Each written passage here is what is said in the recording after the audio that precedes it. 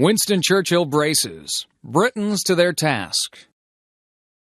On Friday evening last, I received from His Majesty the mission to form a new administration.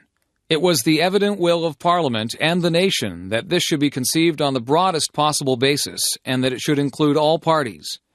I have already completed the most important part of this task. A war cabinet has been formed of 5 members, representing, with the Labour, Opposition, and Liberals, the unity of the nation. It was necessary that this should be done in one single day on account of the extreme urgency and rigor of events. Other key positions were filled yesterday. I am submitting a further list to the King tonight. I hope to complete the appointment of principal ministers during tomorrow. The appointment of other ministers usually takes a little longer. I trust when Parliament meets again, this part of my task will be completed and that the administration will be complete in all respects. I considered it in the public interest to suggest to the Speaker that the House should be summoned today. At the end of today's proceedings, the adjournment of the House will be proposed until May 21st, with provision for earlier meeting if need be. Business for that will be notified to MPs at the earliest opportunity. I now invite the House by a resolution to record its approval of the steps taken and declare its confidence in the new government. The resolution: that this House welcomes the formation of a government representing the united and inflexible resolve of the nation to prosecute the war with Germany to a victorious conclusion. To form an administration of this scale and complexity is a serious undertaking in itself. But we are in the preliminary phase of one of the greatest battles in history. We are in action at many other points, in Norway and in Holland, and we have to be prepared in the Mediterranean. The air battle is continuing, and many preparations have to be made here at home. In this crisis, I think I may be pardoned if I do not address the House at any length today, and I hope that any of my friends and colleagues, or former colleagues who are affected by the political reconstruction, will make all allowances for any lack of ceremony with which it has been necessary to act. I say to the House, as I said to ministers who have joined this government, I have nothing to offer but blood, toil, tears, and sweat.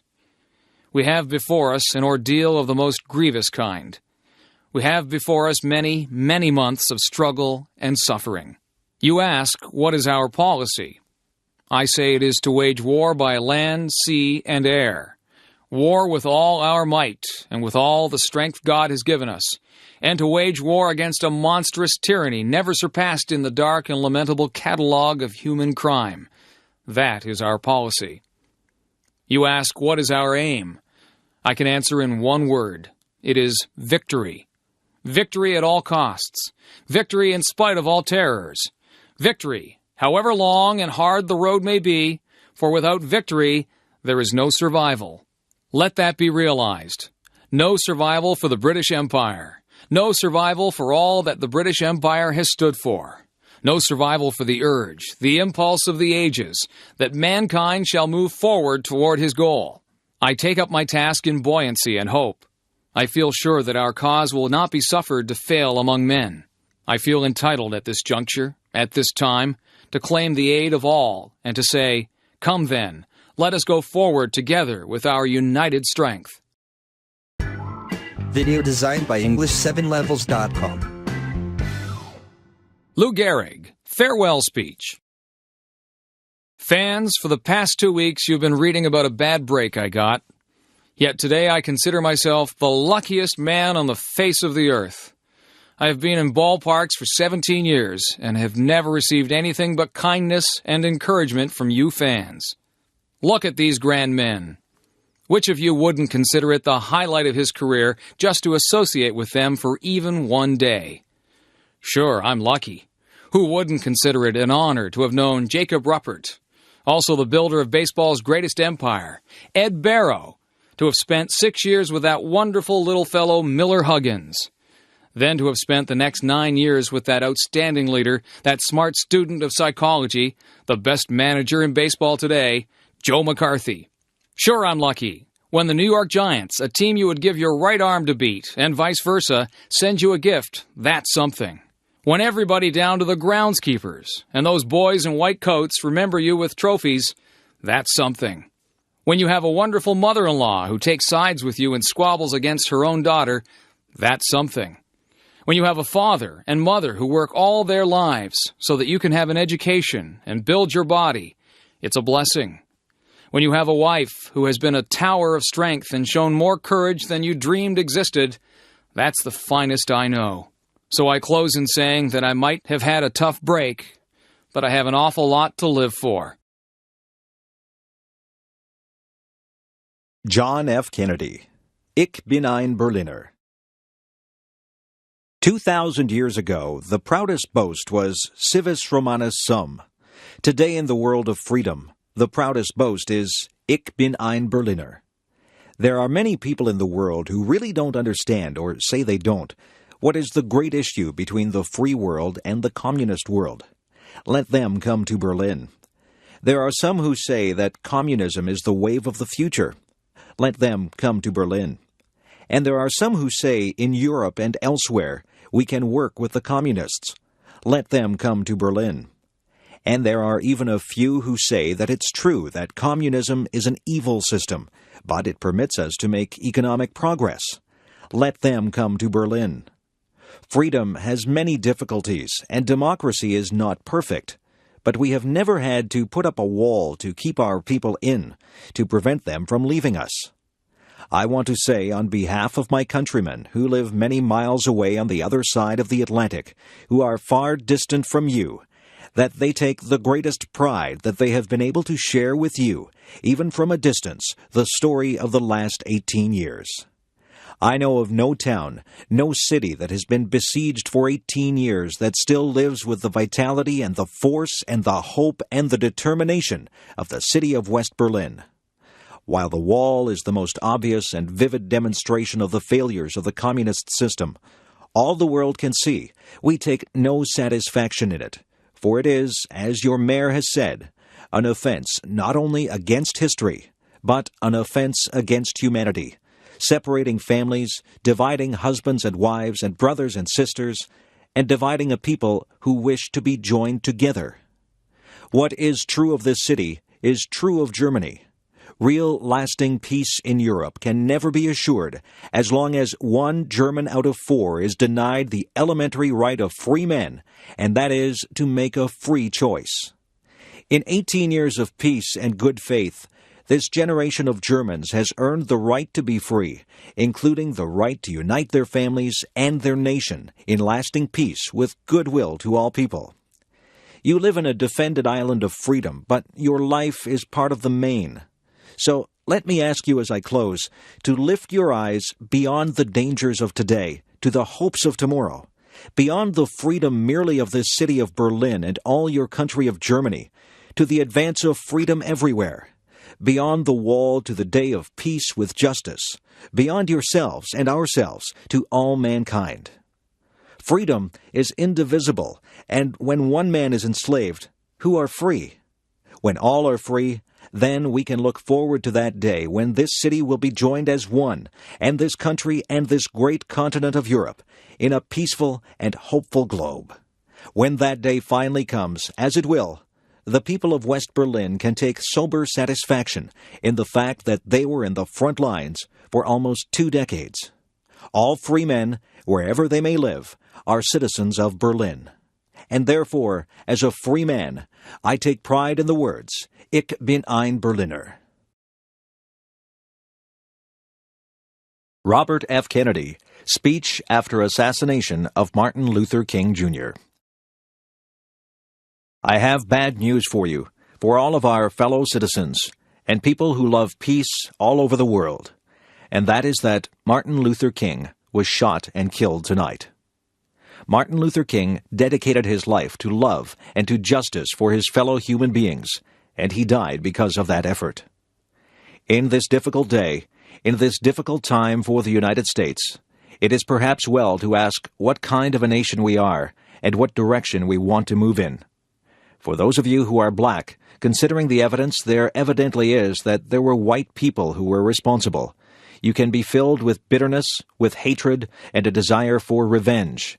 We can move in that direction as a country, in great polarization, black people amongst black, white people amongst white, filled with hatred toward one another. Or we can make an effort, as Martin Luther King did, to understand and to comprehend, and to replace that violence, that stain of bloodshed that has spread across our land, with an effort to understand with compassion and love. For those of you who are black and are tempted to be filled with hatred and distrust at the injustice of such an act against all white people, I can only say that I feel in my own heart the same kind of feeling. I had a member of my family killed, but he was killed by a white man. But we have to make an effort in the United States. We have to make an effort to understand, to go beyond these rather difficult times. My favorite poet was Aeschylus. He wrote, "In our sleep, pain which cannot forget falls drop by drop upon the heart until, in our own despair, against our will, comes wisdom through the awful grace of God." What we need in the United States is not division. What we need in the United States is not hatred. What we need in the United States is not violence or lawlessness, but love and wisdom and compassion toward one another, and a feeling of justice towards those who still suffer within our country, whether they be white or they be black. So I shall ask you tonight to return home, to say a prayer for the family of Martin Luther King. That's true. But more importantly, to say a prayer for our own country, which all of us love, a prayer for understanding and that compassion of which I spoke. We can do well in this country. We will have difficult times. We've had difficult times in the past. We will have difficult times in the future. It is not the end of violence. It is not the end of lawlessness. It is not the end of disorder. But the vast majority of white people and the vast majority of black people in this country want to live together, want to improve the quality of our life, and want justice for all human beings who abide in our land. Let us dedicate ourselves to what the Greeks wrote so many years ago, to tame the savageness of man, and to make gentle the life of this world. Let us dedicate ourselves to that, and say a prayer for our country and for our people. Video designed by English7levels.com. Ronald Reagan, speech at Normandy. We're here to mark that day in history when the Allied peoples joined in battle to reclaim this continent to liberty. For 4 long years, much of Europe had been under a terrible shadow. Free nations had fallen. Jews cried out in the camps. Millions cried out for liberation. Europe was enslaved, and the world prayed for its rescue. Here in Normandy, the rescue began. Here, the Allies stood and fought against tyranny in a giant undertaking unparalleled in human history. We stand on a lonely, windswept point on the northern shore of France. The air is soft. But 40 years ago, at this moment, the air was dense with smoke and the cries of men, and the air was filled with the crack of rifle fire and the roar of cannon. At dawn, on the morning of the 6th of June 1944, 225 Rangers jumped off the British landing craft and ran to the bottom of these cliffs. Their mission was one of the most difficult and daring of the invasion: to climb these sheer and desolate cliffs and to take out the enemy guns. The Allies had been told that some of the mightiest of these guns were here, and they would be trained on the beaches to stop the Allied advance. The Rangers looked up and saw the enemy soldiers at the edge of the cliffs, shooting down at them with machine guns and throwing grenades. And the American Rangers began to climb. They shot rope ladders over the face of these cliffs and began to pull themselves up. When one Ranger fell, another would take his place. When one rope was cut, a Ranger would grab another and begin his climb again. They climbed, shot back, and held their footing. Soon, one by one, the Rangers pulled themselves over the top, and in seizing the firm land at the top of these cliffs, they began to seize back the continent of Europe. 225 came here. After 2 days of fighting, only 90 could still bear arms. Behind me is a memorial that symbolizes the Ranger daggers that were thrust into the top of these cliffs, and before me are the men who put them there. These are the boys of Pointe du Hoc. These are the men who took the cliffs. These are the champions who helped free a continent. These are the heroes who helped end a war. Gentlemen, I look at you, and I think of the words of Stephen Spender's poem. You are men who in your lives fought for life, and left the vivid air signed with your honor. 40 summers have passed since the battle that you fought here. You were young the day you took these cliffs. Some of you were hardly more than boys, with the deepest joys of life before you. Yet you risked everything here. Why? Why did you do it? What impelled you to put aside the instinct for self-preservation and risk your lives to take these cliffs? What inspired all the men of the armies that met here? We look at you, and somehow we know the answer. It was faith and belief. It was loyalty and love. The men of Normandy had faith that what they were doing was right, faith that they fought for all humanity, faith that a just God would grant them mercy on this beachhead or on the next. It was the deep knowledge, and pray God we have not lost it, that there is a profound moral difference between the use of force for liberation and the use of force for conquest. You were here to liberate, not to conquer, and so you and those others did not doubt your cause, and you were right not to doubt. You all knew that some things are worth dying for. One's country is worth dying for, and democracy is worth dying for, because it's the most deeply honorable form of government ever devised by man. All of you loved liberty. All of you were willing to fight tyranny, and you knew the people of your countries were behind you. Bill Clinton, Second Inaugural Address. My fellow citizens, at this last presidential inauguration of the 20th century, let us lift our eyes toward the challenges that await us in the next century. It is our great good fortune that time and chance have put us not only at the edge of a new century, in a new millennium, but on the edge of a bright new prospect in human affairs, a moment that will define our course and our character for decades to come. We must keep our old democracy forever young. Guided by the ancient vision of a promised land, let us set our sights upon a land of new promise. The promise of America was born in the 18th century out of the bold conviction that we are all created equal. It was extended and preserved in the 19th century, when our nation spread across the continent, saved the Union, and abolished the awful scourge of slavery. Then, in turmoil and triumph, the promise exploded into the world stage to make this the American century. And what a century it has been. America became the world's mightiest industrial power, saved the world from tyranny in 2 world wars and a long Cold War, and time and again reached out across the globe to millions who, like us, longed for the blessings of liberty. Along the way, Americans produced a great middle class and security in old age, built unrivaled centers of learning, and opened public schools to all, split the atom and explored the heavens, invented the computer and the microchip, and deepened the wellspring of justice by making a revolution in civil rights for African Americans and all minorities, and extending the circle of citizenship, opportunity, and dignity to women. Now, for the 3rd time, a new century is upon us, and another time to choose. We began the 19th century with a choice, to spread our nation from coast to coast. We began the 20th century with a choice, to harness the Industrial Revolution to our values of free enterprise, conservation, and human decency. Those choices made all the difference.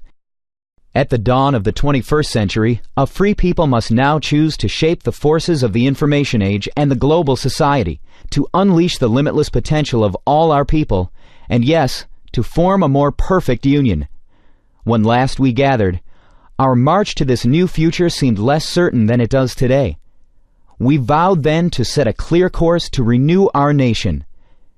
In these 4 years, we have been touched by tragedy, exhilarated by challenge, strengthened by achievement. America stands alone as the world's indispensable nation. Once again, our economy is the strongest on earth. Once again, we are building stronger families, thriving communities, better educational opportunities, a cleaner environment. Problems that once seemed destined to deepen now bend to our efforts. Our streets are safer, and record numbers of our fellow citizens have moved from welfare to work. Bill Clinton, Second Inaugural Address. And once again, we have resolved for our time a great debate over the role of government. Today we can declare, government is not the problem, and government is not the solution. We, the American people, we are the solution. Our founders understood that well and gave us a democracy strong enough to endure for centuries, flexible enough to face our common challenges and advance our common dreams in each new day. As times change, so government must change.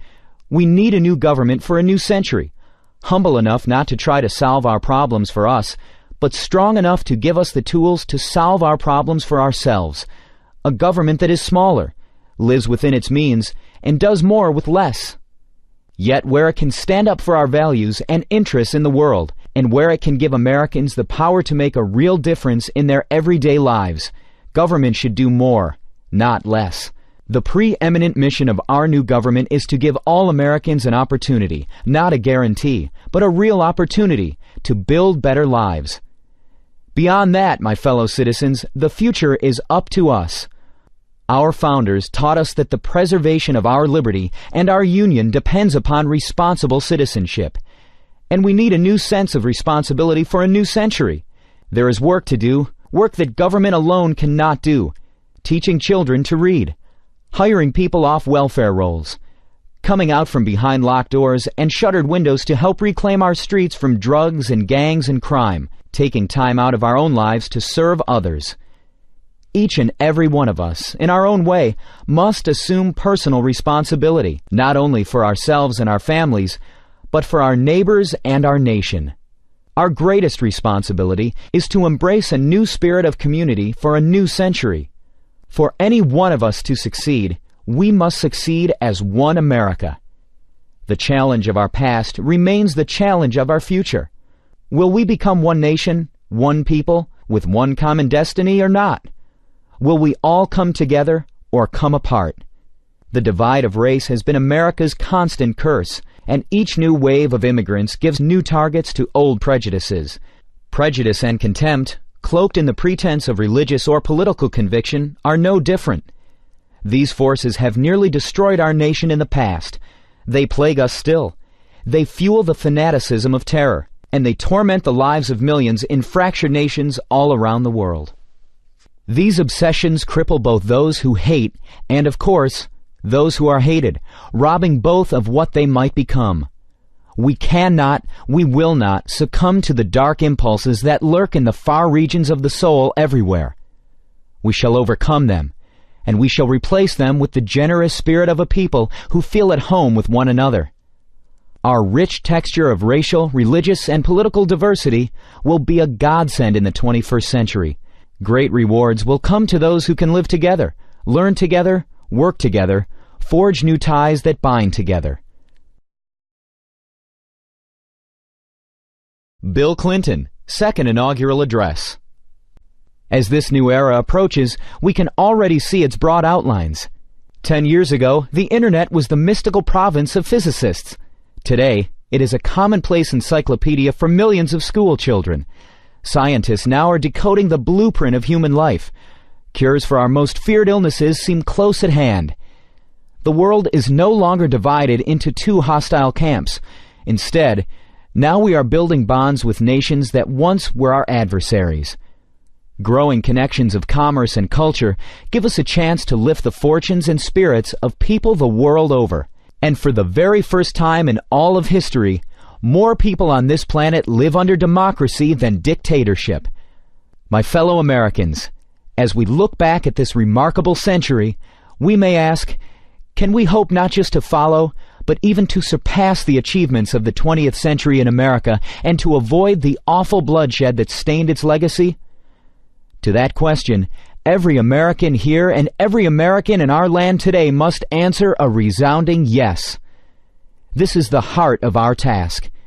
With a new vision of government, a new sense of responsibility, a new spirit of community, we will sustain America's journey.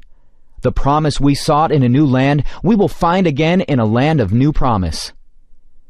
In this new land, education will be every citizen's most prized possession. Our schools will have the highest standards in the world, igniting the spark of possibility in the eyes of every girl and every boy, and the doors of higher education will be open to all. The knowledge and power of the information age will be within reach not just of the few, but of every classroom, every library, every child. Parents and children will have time not only to work, but to read and play together. And the plans they make at their kitchen table will be those of a better home, a better job, the certain chance to go to college. Our streets will echo again with the laughter of our children, because no one will try to shoot them or sell them drugs anymore. Everyone who can work will work, with today's permanent underclass part of tomorrow's growing middle class. New miracles of medicine at last will reach not only those who can claim care now, but the children and hard-working families too long denied. We will stand mighty for peace and freedom, and maintain a strong defense against terror and destruction. Our children will sleep free from the threat of nuclear, chemical, or biological weapons. Ports and airports, farms and factories will thrive with trade and innovation and ideas.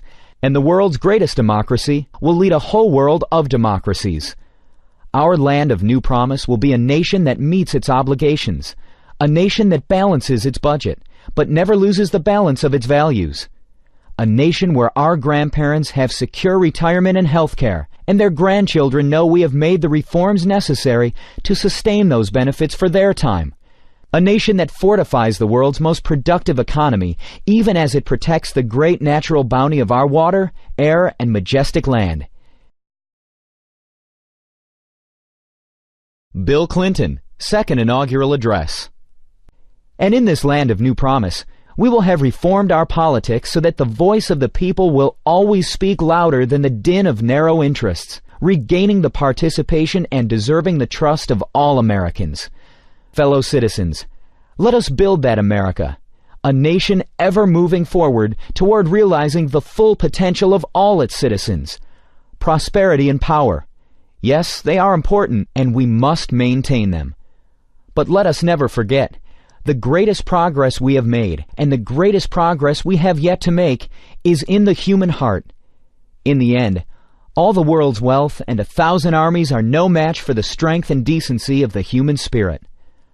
34 years ago, the man whose life we celebrate today spoke to us down there, at the other end of this mall, in words that move the conscience of a nation. Like a prophet of old, he told of his dream that one day America would rise up and treat all its citizens as equals before the law and in the heart. Martin Luther King's dream was the American dream. His quest is our quest. The ceaseless striving to live out our true creed. Our history has been built on such dreams and labors, and by our dreams and labors we will redeem the promise of America in the 21st century. To that effort I pledge all my strength and every power of my office. I ask the members of Congress here to join in that pledge. The American people return to office a president of one party and a Congress of another.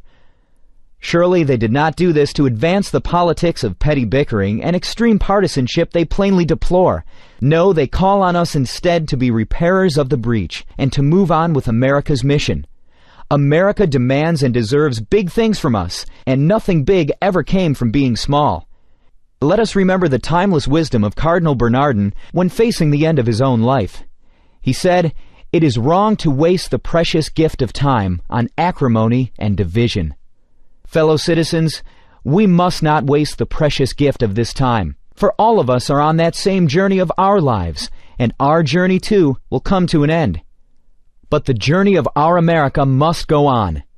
And so, my fellow Americans, we must be strong, for there is much to do. The demands of our time are great and they are different. Let us meet them with faith and courage, with patience and a grateful and happy heart. Let us shape the hope of this day into the noblest chapter in our history. Yes, let us build our bridge, a bridge wide enough and strong enough for every American to cross over to a blessed land of new promise. May those generations whose faces we cannot yet see, whose names we may never know, say of us here that we led our beloved land into a new century with the American dream alive for all her children, with the American promise of a more perfect union, a reality for all her people, with America's bright flame of freedom spreading throughout all the world. From the height of this place and the summit of this century, let us go forth. May God strengthen our hands for the good work ahead, and always, always bless our America. George W. Bush Inaugural Address. President Clinton, distinguished guests, and my fellow citizens, the peaceful transfer of authority is rare in history, yet common in our country. With a simple oath, we affirm old traditions and make new beginnings. As I begin, I thank President Clinton for his service to our nation, and I thank Vice President Gore for a contest conducted with spirit and ended with grace. I am honored and humbled to stand here, where so many of America's leaders have come before me, and so many will follow. We have a place, all of us, in a long story, a story we continue, but whose end we will not see.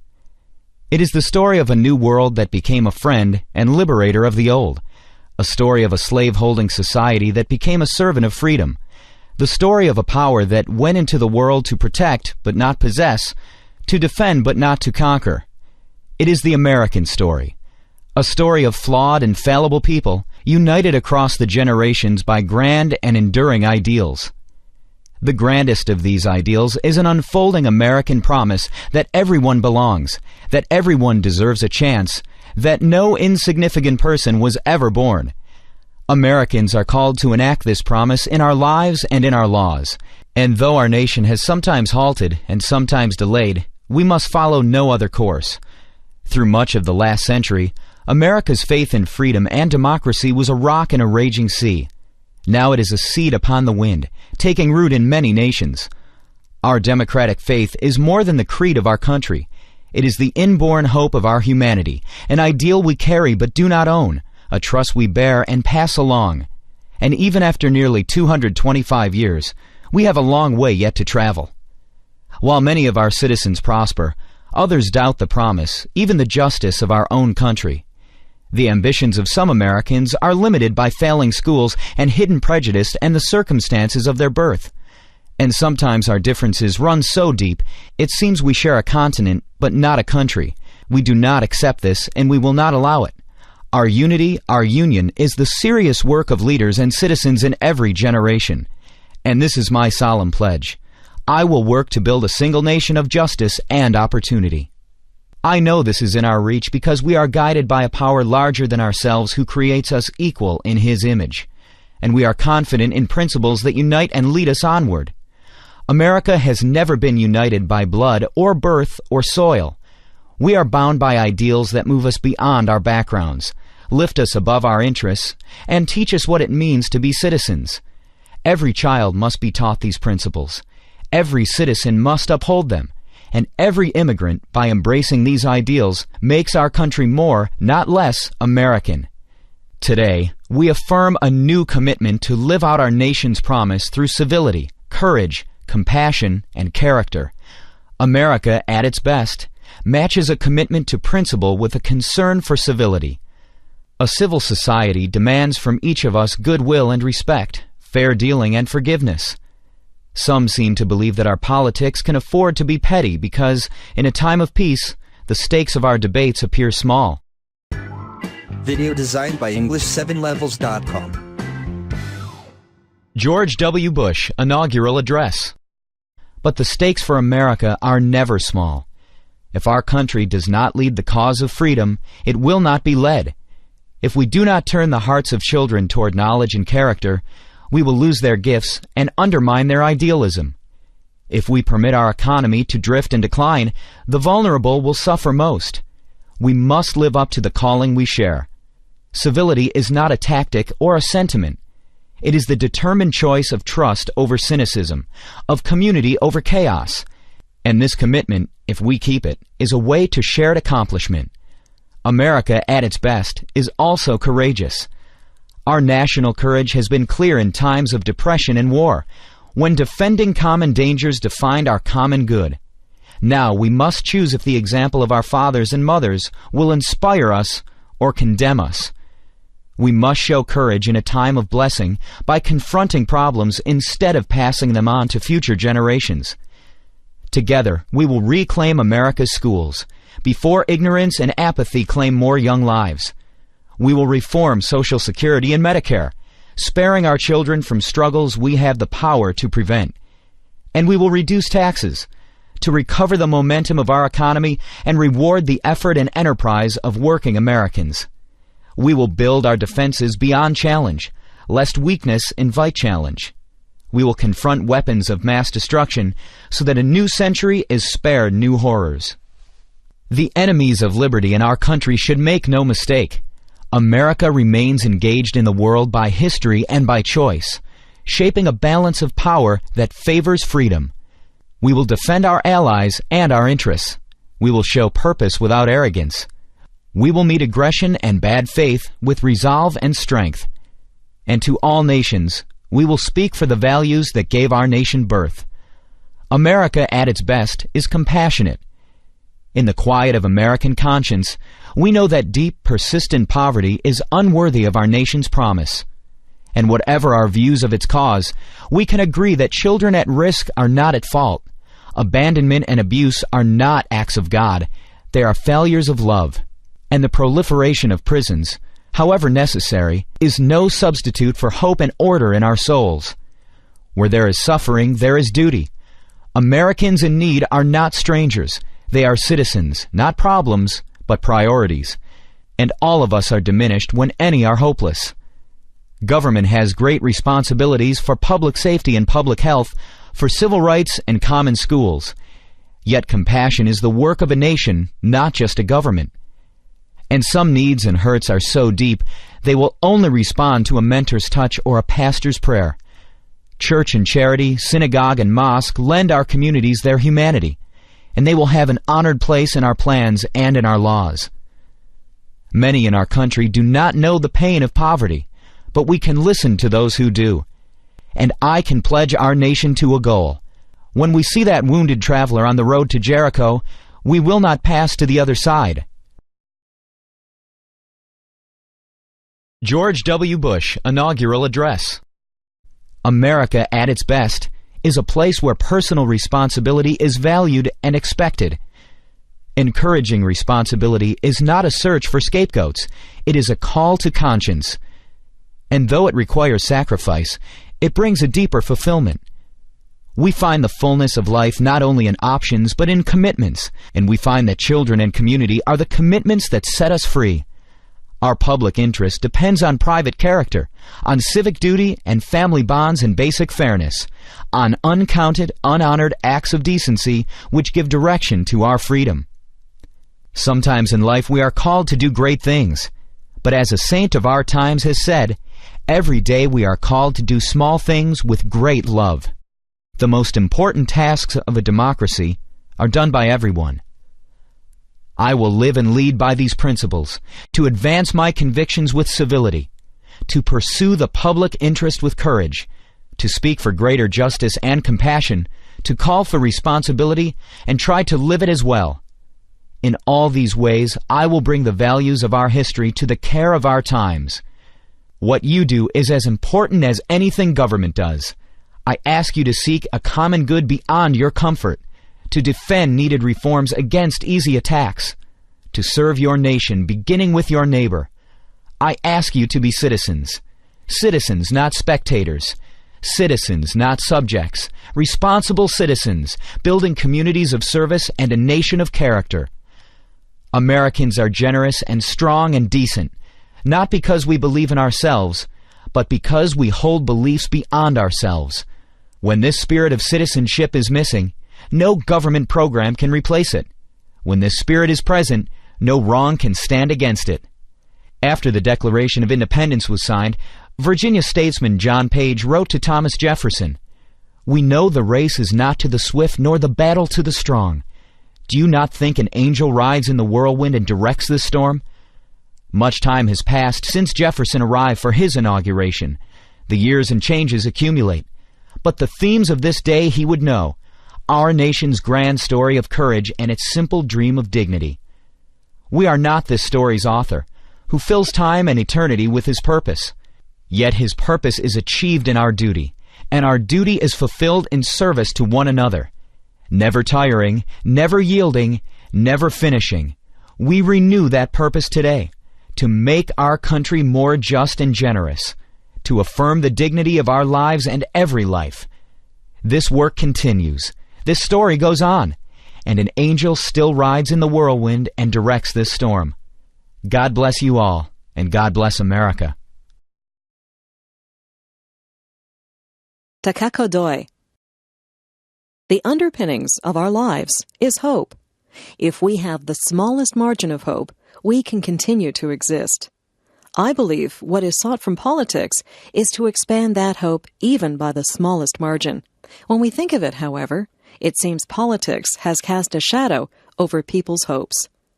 I cannot ask help, but ask myself if there has ever been so much urgency embodied in the words, future of hope. However, even knowing the absolute destructive capacity of nuclear weapons, and having experienced its atrocity, mankind still has not been able to walk the road to the destruction of nuclear arms.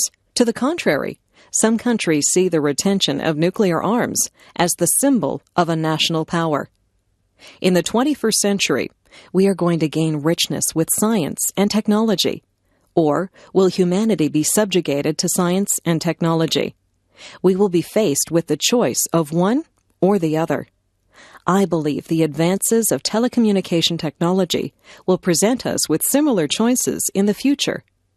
50 years after the war, the Japanese society is caught in a very perplexing stagnation. When I look back on the last 50 years of Japanese history, I am beset by the deepest soul-searching and painful frustration when I find that we Japanese have not been able to overcome our mistakes on our own volition. We still have not been able to reach a reconciliation with many of our Asian friends. Politicians should speak of the future, of ethics, and life. A discussion of hope should be based on fundamental principles. In particular, politicians must speak with children and young people and women if we are to retain hope for the future. Politicians must be accountable for their decisions, and they must also question the criteria in which their responsibility would be assessed. That is, why our enlightened forebears and predecessors who have translated ideals into reality continue to be respected and be a source of encouragement. Immanuel Kant wrote, "Truly lasting peace is not an empty ideal, but a challenge given to us. This challenge will be solved gradually, and we will eventually reach our goal. We must all share a firm resolve to realize our goals. The critical stimulus for that will be the recognition of human rights and coexistence. However, there are many problems that face us, but when we think of how we can respond to such difficulties and challenges, I question where we can place our starting point. It is at this fundamental question that the future of hope must be questioned. That is the question I entertain for myself, and which I believe has to be resolved." Naomi Wolf, A Woman's Place. Even the best of revolutions can go awry when we internalize the attitudes we are fighting. The class of 1992 is graduating into a violent backlash against the advances women have made over the last 20 years. This backlash ranges from a senator using The Exorcist against Anita Hill to beer commercials with the Swedish bikini team. Today, I want to give you a backlash survival kit, a 4-step manual to keep the dragons from taking up residence inside your own heads. My own commencement at Yale 8 years ago was the graduation from hell. The speaker was Dick Cavett, rumored to have been our president's brother in an all-male secret society. Mr. Cavett took the microphone and paled at the sight of hundreds of female about-to-be Yale graduates. "When I was a graduate," I recall he said, "there were no women. The women went to Vassar. At Vassar, they had nude photographs taken of the women in gym class to check their posture. One year, the photos were stolen and turned up for sale in New Haven's red light district. His punchline? The photos found no buyers." I'll never forget that moment. There we were, silent in our black gowns, our tassels, our brand new shoes. We dared not break the silence with hisses or boos, out of respect for our families, who'd come so far. And they kept still out of concern for us.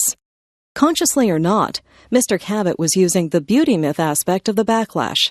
When women come too close to masculine power, someone will draw critical attention to their bodies. We might be E-less, but we still wouldn't make pornography worth buying. That afternoon, several hundred men were confirmed in the power of a powerful institution, but many of the women felt the shame of the powerless, the choking on silence, the complicity, the helplessness. We were orphaned from the institution. I want to give you the commencement talk that was denied to me. Message number 1 in your survival kit. Redefine becoming a woman. Today, you have become women, but that sounds odd in ordinary usage. What is usually meant by, you're a real woman now, you become a woman when you menstruate for the first time, or when you lose your virginity, or when you have a child. These biological definitions are very different from how we say boys become men. One becomes a man when he undertakes responsibility or completes a quest. But you too, in some ways more than your male friends graduating today, have moved into maturity through a solidarity quest for the adult self. Naomi Wolf, A Woman's Place. We lack archetypes for the questing young woman, her trials by fire, for how one becomes a woman through the chrysalis of education, the difficult passage from one book, one idea to the next. Let's refuse to have our scholarship and our gender pitted against each other. In our definition, the scholar learns womanhood, and the woman learns scholarship. Plato and Ajuna Barnes mediated to their own enrichment through the eyes of the female body with its wisdoms and its gifts. I say that you have already shown courage. Many of you graduate today in spite of the post-traumatic syndrome of acquaintance rape, which 1/4 of female students undergo. Many of you were so weakened by anorexia and bulimia that it took every ounce of your will to get your work in. You negotiated private lives through a minefield of new strains of VD and the ascending shadow of AIDS. Triumphant survivors, you have already become women. Message number 2 breaks the ultimate taboo for women. Ask for money in your lives. Expect it. Own it. Learn to use it. Little girls learn a debilitating fear of money, that it's not feminine to ensure we are fairly paid for honest work. Meanwhile, women make 68 cents for every male dollar, and half of marriages end in divorce, after which women's income drops precipitously. Never choose a profession for material reasons. But whatever field your heart decides on, for God's sake, get the most specialized training in it you can, and hold out hard for just compensation, parental leave, and childcare. Resist your assignment to the class of highly competent, grossly underpaid women who run the show, while others get the case and the credit. Claim money, not out of greed, but so you can tithe to women's political organizations, shelters, and educational institutions. Sexist institutions won't yield power if they're just patient long enough. The only language the status quo understands is money, votes, and public embarrassment. When you have equity, you have influence. As sponsors, shareholders, and alumni, use it to open opportunities to women who deserve the chances you've had. Your BA does not belong to you alone, just as the earth does not belong to its present tenants alone. Your education was lent to you by women of the past, and you will give some back to living women and to your daughters 7 generations from now. Message number 3. Never cook for or sleep with anyone who routinely puts you down. Message number 4. Become goddesses of disobedience. Virginia Woolf once wrote that we must slay the angel in the house, the censor within. Young women, tell me of injustices, from campus rape cover-ups to classroom sexism. But at the thought of confrontation, they freeze into niceness. We are told that the worst thing we can do is cause conflict, even in the service of doing right. Antigone is imprisoned. Joan of Arc burns at the stake, and someone might call us unfeminine. Naomi Wolf, A Woman's Place. When I wrote a book that caused controversy, I saw how big a dragon was this paralysis by niceness. The beauty myth argues that newly rigid ideals of beauty are instruments of a backlash against feminism, designed to lower women's self-esteem for a political purpose. Many positive changes followed the debate. But all that would dwindle away when someone yelled at me, as for instance cosmetic surgeons did on TV, when I raised questions about silicone implants. Oh no, I'd quail. People are mad at me. Then I read something by poet Audre Lorde. She'd been diagnosed with breast cancer. I was going to die, she wrote, sooner or later, whether or not I had even spoken myself. My silences had not protected me. Your silences will not protect you. What are the words you do not have yet? What are the tyrannies you swallow day by day and attempt to make your own until you will sicken and die of them, still in silence? We've been socialized to respect fear more than our own need for language. I began to ask each time, what's the worst that could happen to me if I tell this truth? Unlike women in other countries, our breaking silence is unlikely to have us jailed, disappeared, or run off the road at night. Our speaking out will irritate some people, get us called bitchy or hypersensitive, and disrupt some dinner parties. And then, our speaking out will permit other women to speak until laws are changed and lives are saved, and the world is altered forever. Next time, ask what's the worst that will happen, then push yourself a little further than you dare. Once you start to speak, people will yell at you, and they will interrupt you, put you down, and suggest it's personal. And the world won't end. And the speaking will get easier and easier, and you will find you have fallen in love with your own vision, which you may never have realized you had. And you will lose some friends and lovers and realize you don't miss them. And new ones will find you and cherish you. And you will still flirt and paint your nails and dress up and party because, as I think Emma Goldman said, if I can't dance, I don't want to be part of your revolution. And at last, you'll know with surpassing certainty that only one thing is more frightening than speaking your truth. And that is not speaking.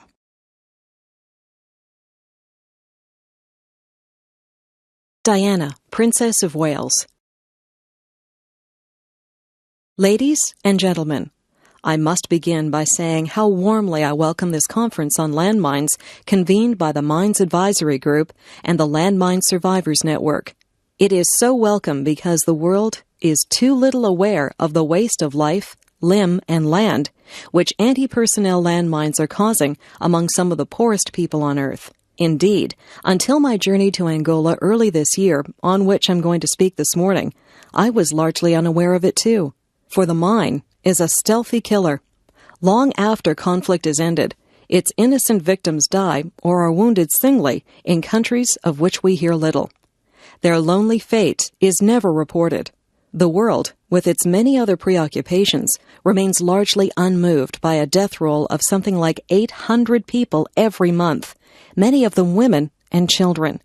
Those who are not killed outright, and they number another 1,200 a month, suffer terrible injuries and are handicapped for life. I was in Angola in January with the British Red Cross, a country where there are 15 million landmines in a population, ladies and gentlemen, of 10 million, with the desire of drawing world attention to this vital, but hitherto largely neglected issue. Some people chose to interpret my visit as a political statement, but it was not. I am not a political figure.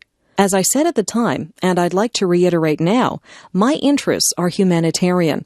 That's why I felt drawn to this human tragedy. This is why I wanted to play down my part in working towards a worldwide ban on these weapons.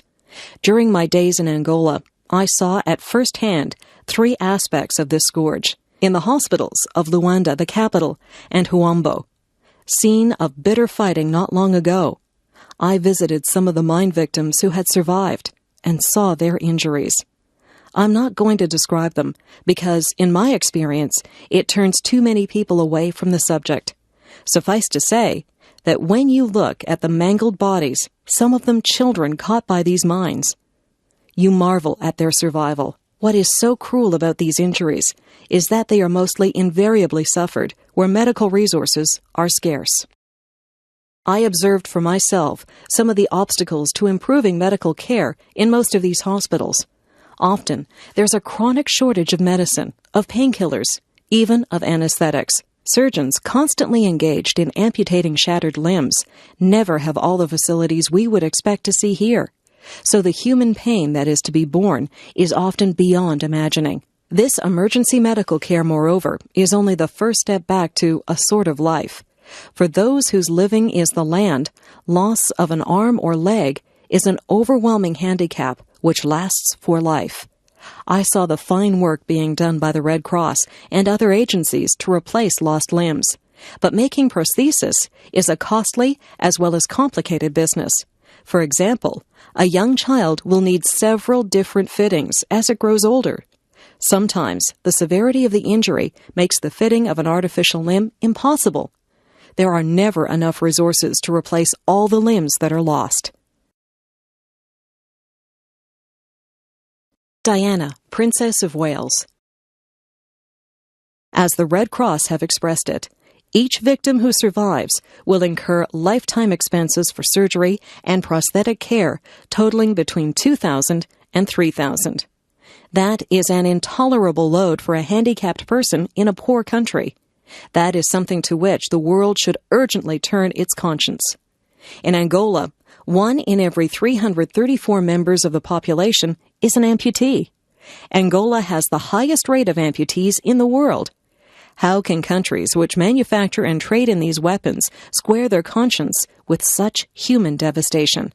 My third main experience was to see what has been done slowly and perilously to get these mines out of the earth. In the Kuito and Huambo region, I spent a morning with a small team from Hallow Trust, which is training Angolans to work on the pervasive minefields and supervising their work. I speak of our team because men of the Mines Advisory Group, or in this instance the Hallow Trust, who volunteer for this hazardous work, are usually former members of our own services. I take this opportunity to pay my tribute to the work these men do on our behalf. The perils they encounter are not just confined to mines. 2 members of the Mines Advisory Group team in Cambodia, Chris Howes and Hun Horth, were kidnapped by the Khmer Rouge a year ago, and their fate is uncertain. We can only pray for their safe return. Much ingenuity has gone into making some of these mines. Many are designed to trap an unwary deminer. Whenever such tricky mines appear, the deminer will call in one of the supervising team, who will then take over. That is what keeps their lives perpetually at risk.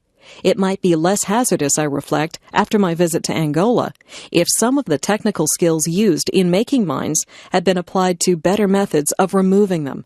Many of these mines are relatively cheap. They can be bought for $5 apiece or less. Tracing them, lifting them, and disposing of them costs far more, sometimes as much as 100 times more. Angola is full of refugees returning after a long war. They present another aspect of this tragedy. The refugee turns towards home, often ignorant of conditions in his homeland. He knows of mines, but homeward bound, eagerness to complete the journey gets the better of him. Or he finds mines on what was once his land and attempts to clear them. There were many examples of that in Angola. These mines inflict most of their casualties on the people who are trying to meet the elementary needs of life. They strike the wife or the grandmother, gathering firewood for cooking. They ambush the child, sent to collect water for the family. I was impressed to see the work being done by many of the world's agencies on mine awareness.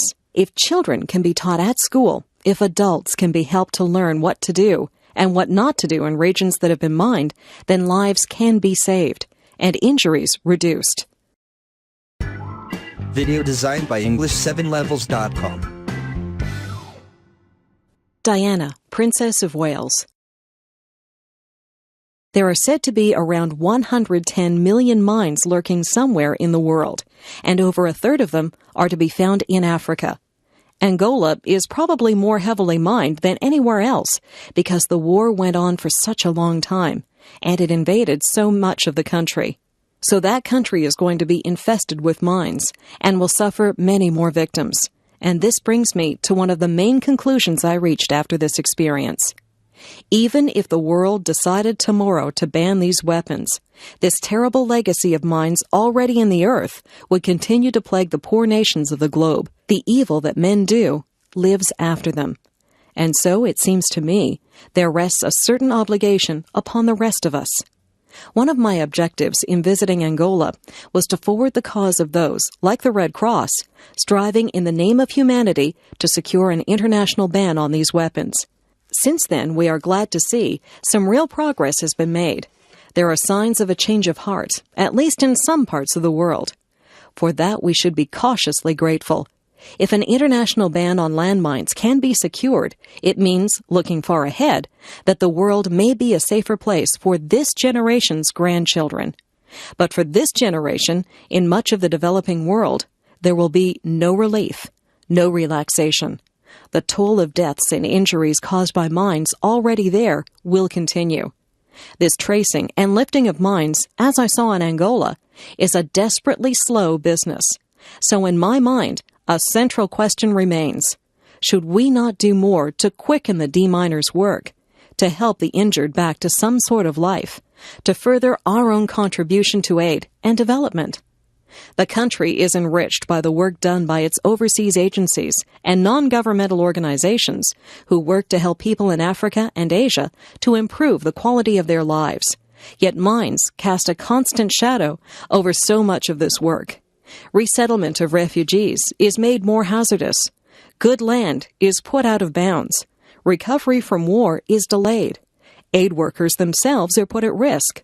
I would like to see more done for those living in this no man's land, which lies between the wrongs of yesterday and the urgent needs of today.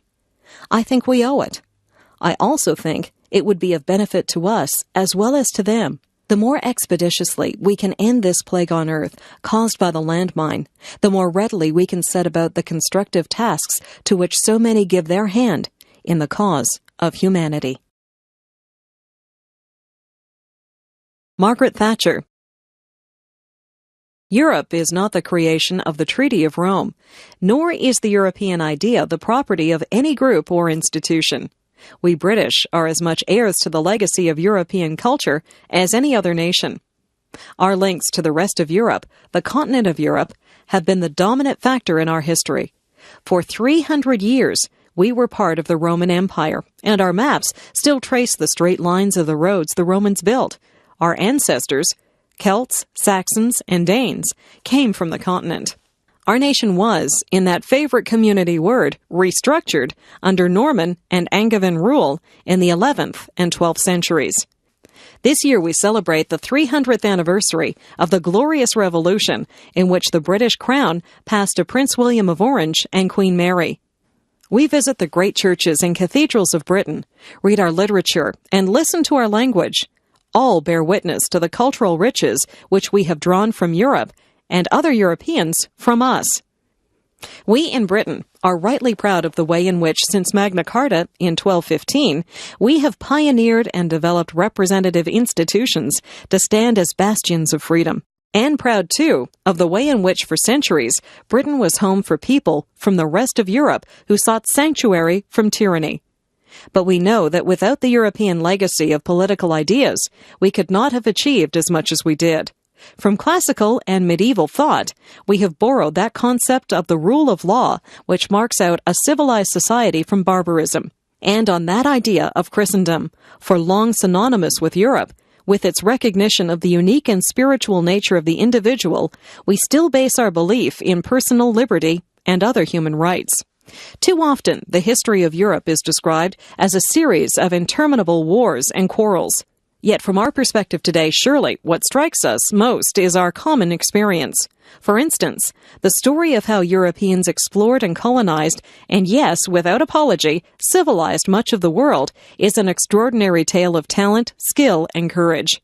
We British have, in a special way, contributed to Europe.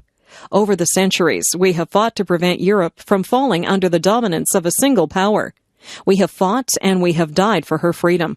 Only miles from here, in Belgium, lie the bodies of 120,000 British soldiers who died in the First World War.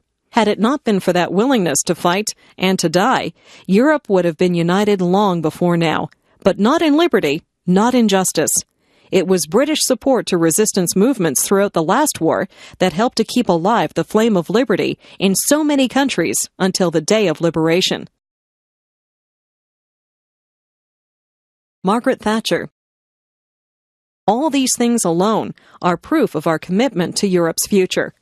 The European community is one manifestation of that European identity, but it is not the only one. We must never forget that east of the Iron Curtain, peoples who once enjoyed a full share of European culture, freedom, and identity have been cut off from their roots.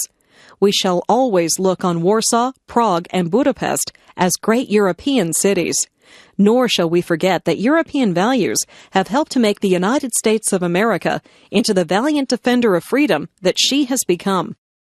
It is no arid chronicle of obscure facts from the dust-filled libraries of history. It is the record of nearly 2,000 years of British involvement in Europe, cooperation with Europe, and contribution to Europe, a contribution which today is as valid and as strong as ever. Yes, we have looked also to wider horizons, as have others, and thank goodness for that, because Europe would never have prospered, and never will prosper, as a narrow-minded, inward-looking club. The European community belongs to all its members. It must reflect the traditions and aspirations of all its members. Let me be quite clear. Britain does not dream of some cozy, isolated existence on the fringes of the European community. Our destiny is in Europe, as part of the community. That is not to say that our future lies only in Europe, nor does that of France or Spain or indeed any other member.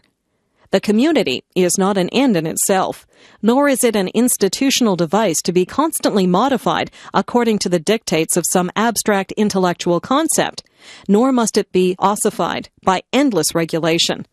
The European community is the practical means by which Europe can ensure the future prosperity and security of its people in a world in which there are many other powerful nations and groups of nations. To try to suppress nationhood and concentrate power at the center of a European conglomerate would be highly damaging and would jeopardize the objectives we seek to achieve. Europe will be stronger precisely because it has France as France, Spain as Spain, Britain as Britain, each with its own customs, traditions, and identity. It would be folly to try to fit them into some sort of identikit European personality. Margaret Thatcher. Some of the founding fathers of the community thought that the United States of America might be its model, but the whole history of America is quite different from Europe. People went there to get away from the intolerance and constraints of life in Europe. They sought liberty and opportunity, and their strong sense of purpose has, over 2 centuries, helped create a new unity and pride in being American, just as our pride lies in being British, or Belgian, or Dutch, or German. I am the first to say that on many great issues, the countries of Europe should try to speak with a single voice. I want to see us work more closely on the things we can do better together than alone. Europe is stronger when we do so, whether it be in trade, in defense, in our relations with the rest of the world. But working more closely together does not require power to be centralized in Brussels or decisions to be taken by an appointed bureaucracy. Indeed, it is ironic that just when those countries, such as the Soviet Union, which have tried to run everything from the center, are learning that success depends on dispersing power and decisions away from the center, some in the community seem to want to move in the opposite direction. We have not successfully rolled back the frontiers of the state of Britain, only to see them reimposed at a European level, with a European superstate exercising a new dominance from Brussels. Certainly, we want to see Europe more united and with a greater sense of common purpose, but it must be in a way which preserves the different traditions, parliamentary powers, and sense of national pride in one's own country, for these have been the source of Europe's vitality through the centuries. Edward Kennedy. You and I have stood together many times, but no time has been more important than this. The campaign that stretches before us now is a struggle for the souls and the future of America. For we are more than a political coalition, more than a collection of programs, more than the sum of our prospects and our strategy. Most of all, we are the trustees of a dream. 20 years ago, in 1968, we lost 2 of the most powerful voices of that dream. But they left us their vision, their values, and the hopes they awakened. In the countless millions of people whose hearts they touched, we remember them now to remind ourselves that the American journey is unfinished, that we stand for change in order to march again towards enduring ideals, that we do not have to settle for things as they are. Martin Luther King Jr. told us something we need to hear anew. He said, "We are now faced with the fact that tomorrow is today. We are confronted with the fierce urgency of now in the unfolding life and history. There is such a thing as being too late." And Dr. King also said, "We must work unceasingly to lift this nation to a higher destiny, to a new plateau of compassion." And in that time, there was another voice, only briefly heard, but whose words too have outlasted all the loss in years. Robert Kennedy said, "Each time a man stands up for an ideal, or acts to improve the lot of others, or strikes out against injustice, he sends forth a tiny ripple of hope, and crossing each other from a million different centers of energy and daring, those ripples build a current that can sweep down the mightiest walls of oppression and resistance." He was my brother. But he and Dr. King were also in the deepest sense brothers to us all. These two, these valiant two, lived for the same dream and were gone only months apart. And if they were here with us 2 decades later, I think I know what they would say. Now is the time. Some men see things as they are and say, "Why?" We dream things that never were and say, "Why not?" Now is the time. Abraham Lincoln, Gettysburg Address. 77 years ago, our fathers brought forth on this continent a new nation, conceived in liberty and dedicated to the proposition that all men are created equal. Now we are engaged in a great civil war, testing whether that nation or any nation so conceived and so dedicated can long endure. We are met on a great battlefield of that war. We have come to dedicate a portion of that field as a final resting place for those who here gave their lives that that nation might live. It is altogether fitting and proper that we should do this. But in a larger sense, we cannot dedicate, we cannot consecrate, we cannot hallow this ground. The brave men, living and dead, who struggled here have consecrated it far above our poor power to add or detract. The world will little note nor long remember what we say here, but it can never forget what they did here. It is for us, the living, rather, to be dedicated here to the unfinished work which they who fought here have thus so far nobly advanced. It is rather for us to be here dedicated to the great task remaining before us, that from these honored dead we take increased devotion to that cause for which they gave the last full measure of devotion, that we here highly resolve that these dead shall not have died in vain, that this nation, under God, shall have a new birth of freedom, and that government of the people, by the people, for the people, shall not perish from the earth. Vaclav Havel, Contamination of Morality. My dear fellow citizens, for 40 years you heard from my predecessors on this day different variations of the same theme.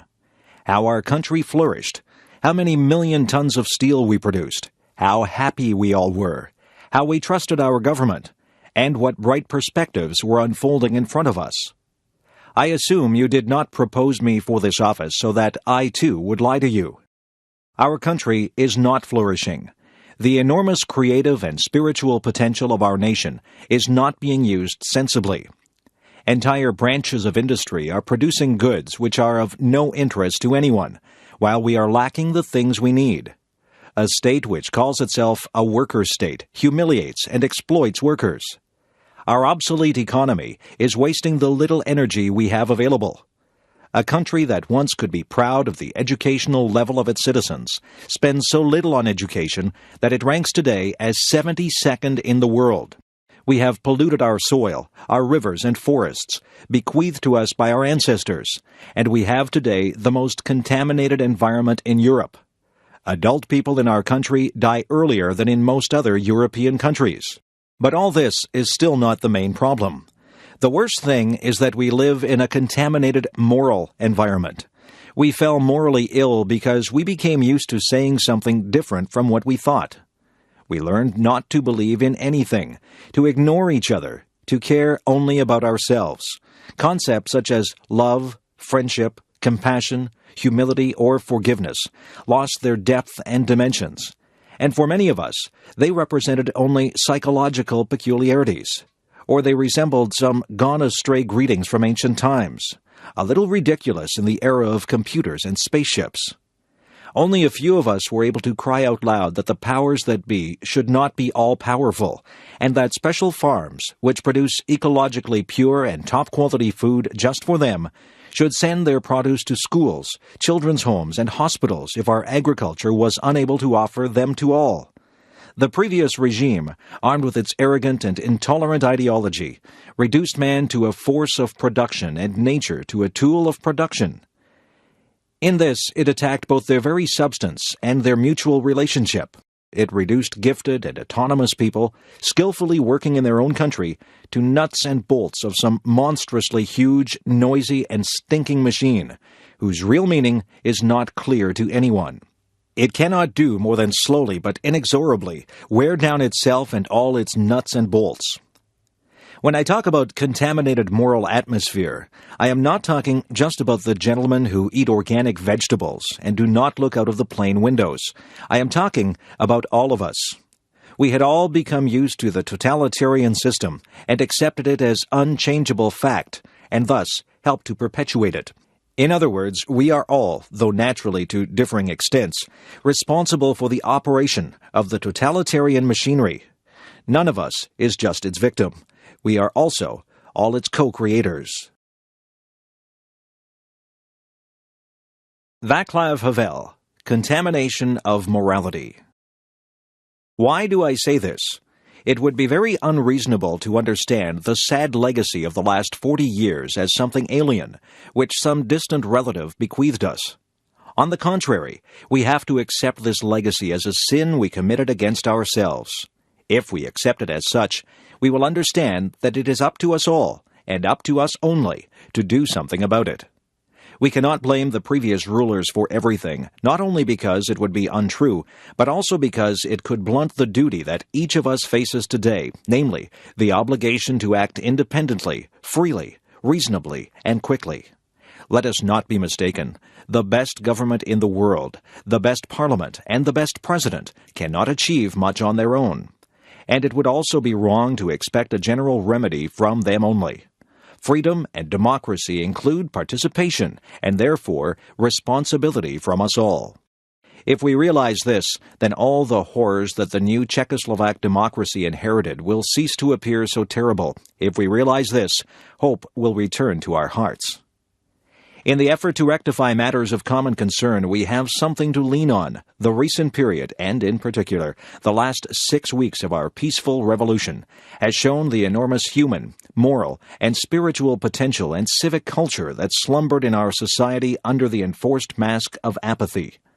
Whenever someone categorically claimed that we were this or that, I always objected that society is a very mysterious creature, and that it is not wise to trust only the face it presents to you. I am happy that I was not mistaken. Everywhere in the world, people wonder where those meek, humiliated, skeptical, and seemingly cynical citizens of Czechoslovakia found the marvelous strength to shake from their shoulders in several weeks, and in a decent and peaceful way, the totalitarian yoke. And let us ask, from where did the young people who never knew another system take their desire for truth, their love of free thought, their political ideas, their civic courage, and civic prudence? How did it happen that their parents, the very generation that had been considered as lost, joined them? How is it possible that so many people immediately knew what to do, and none of them needed any advice or instruction? Masaryk based his politics on morality.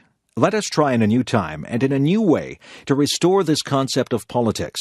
Let us teach ourselves and others that politics should be an expression of a desire to contribute to the happiness of the community, rather than of a need to cheat or rape the community. Let us teach ourselves and others that politics can be not only the art of the possible, especially if this means the art of speculation, calculation, intrigue, secret deals, and pragmatic maneuvering, but that it can even be the art of the impossible, namely, the art of improving ourselves and the world. Václav Havel, Contamination of Morality. There are free elections and an election campaign ahead of us. Let us not allow this struggle to dirty the so far clean face of our gentle revolution. Let us not allow the sympathies of the world, which we have won so fast, to be equally rapidly lost through our becoming entangled in the jungle of skirmishes for power. Let us not allow the desire to serve oneself to bloom once again under the fair mask of the desire to serve the common good. It is not really important now which party, club, or group will prevail in the elections. The important thing is that the winners will be the best of us in the moral, civic, political, and professional sense, regardless of their political affiliations. The future policies and prestige of our state will depend on the personalities we select and later elect to our representative bodies. In conclusion, I would like to say that I want to be a president who will speak less and work more. To be a president who will not only look out of the windows of his airplane, but who, first and foremost, will always be present among his fellow citizens and listen to them well. You may ask what kind of republic I dream of. Let me reply. I dream of a republic independent, free, and democratic.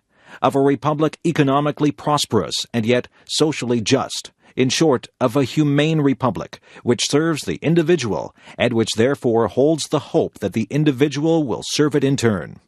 Of a republic of well-rounded people, because without such, it is impossible to solve any of our problems, human, economic, ecological, social, or political. The most distinguished of my predecessors opened his first speech with a quotation from the great Czech educator Comenius. Allow me to round off my first speech with my own paraphrase of the same statement. People, your government has returned to you. Arthur Scargill, Criticism of Tory Policies. Today, our nation, after 8 years under the Tories, is on the brink of utter chaos, facing both social and economic collapse. Our basic industries have been butchered. Our manufacturing base has been eroded, with hundreds of businesses, large and small, gone to the wall, while the nation has become increasingly dependent on imported goods. The human consequences of this industrial and economic devastation are terrible.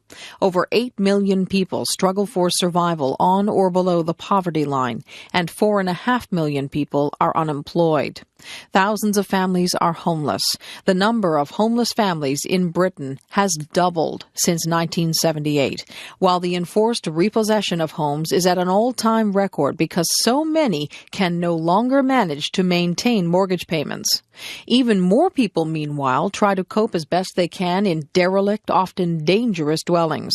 1.25 million homes are unfit to live in, while house building investment throughout Britain has been slashed by 60% since 1979. Sickness and ill health of all kinds are rampant, and they are made even more terrible by the crisis in the National Health Service and throughout the welfare system.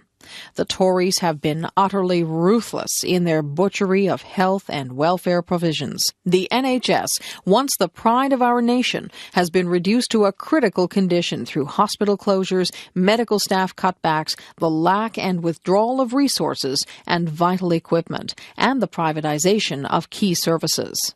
Approximately 700,000 people await today for hospital treatment, and an increasing number will not receive that treatment before it is too late.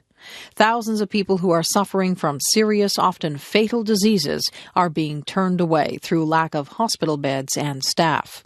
Our social services are faced with ever-increasing family and community problems as Tory attacks take their toll, with children and old people among those most vulnerable.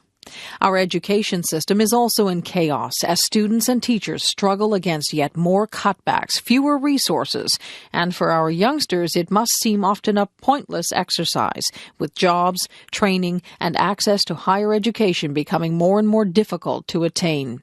Their teachers, meanwhile, like many other trade unionists, have had their negotiating rights removed by the government, and their commitment to teaching the nation's children treated with contempt.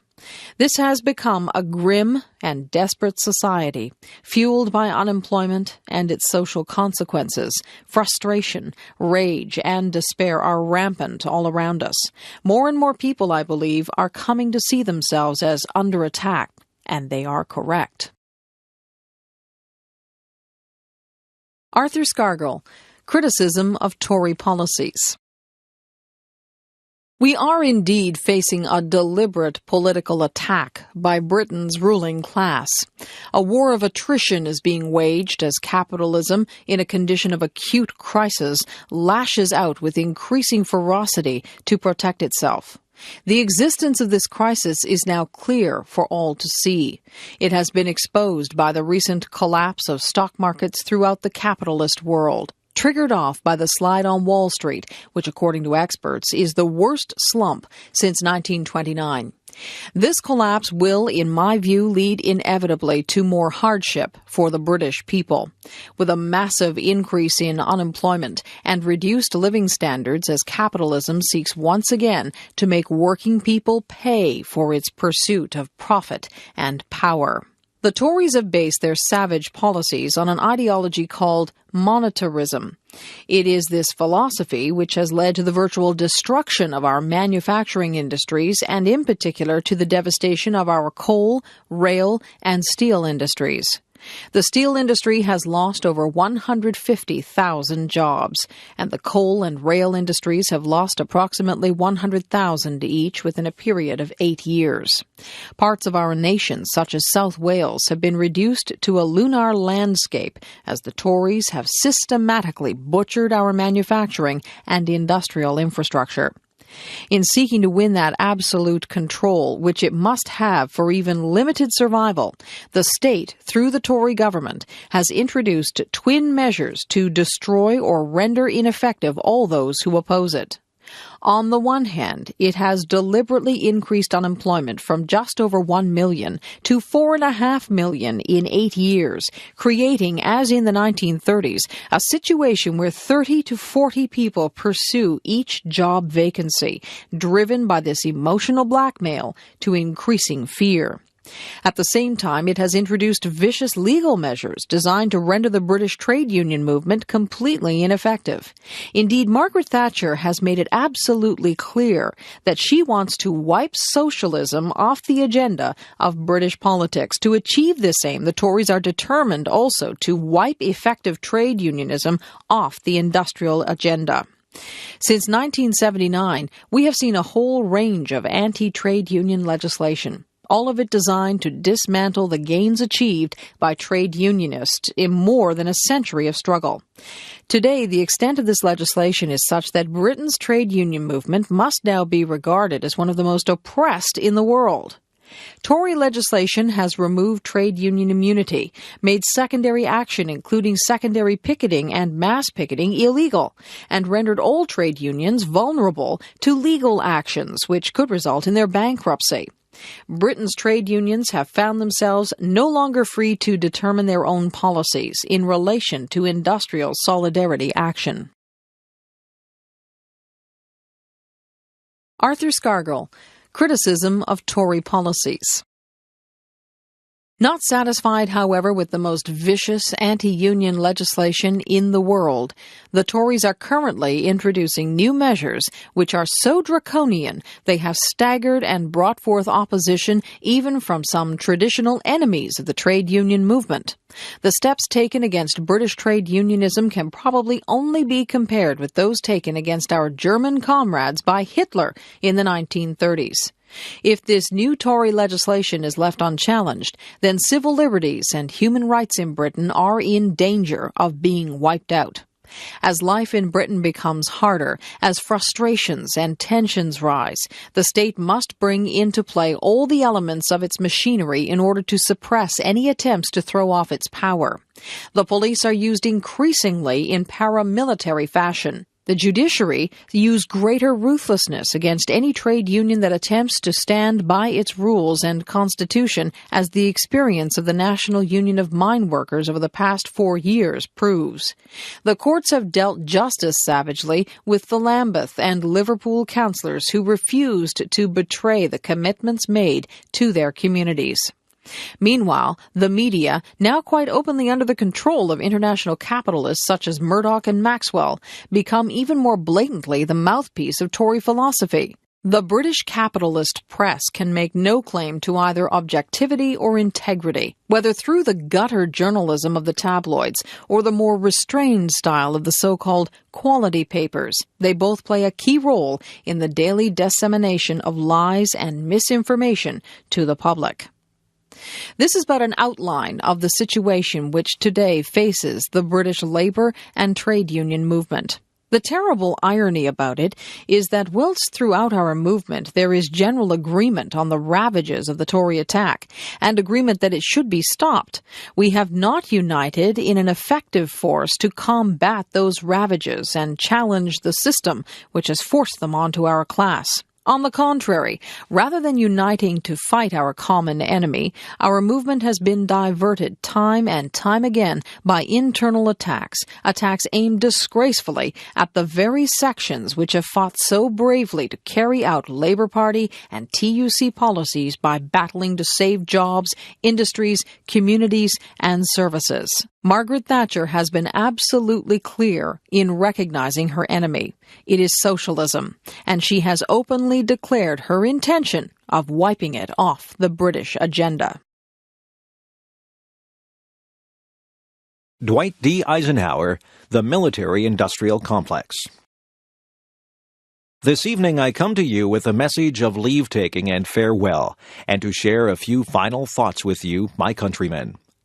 We now stand 10 years past the midpoint of a century that has witnessed 4 major wars among great nations. 3 of these involved our own country. Despite these holocausts, America is today the strongest, the most influential, and most productive nation in the world.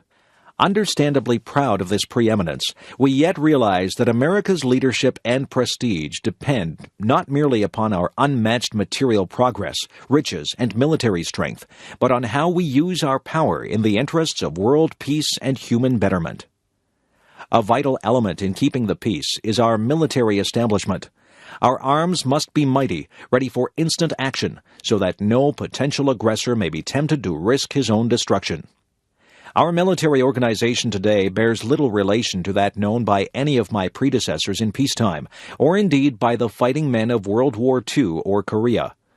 Until the latest of our world conflicts, the United States had no armaments industry. American makers of plowshares could, with time and as required, make swords as well, but we can no longer risk emergency improvisation of national defense.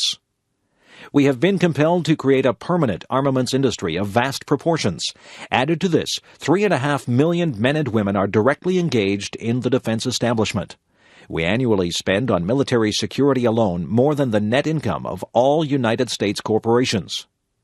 Now, this conjunction of an immense military establishment and a large arms industry is new in the American experience.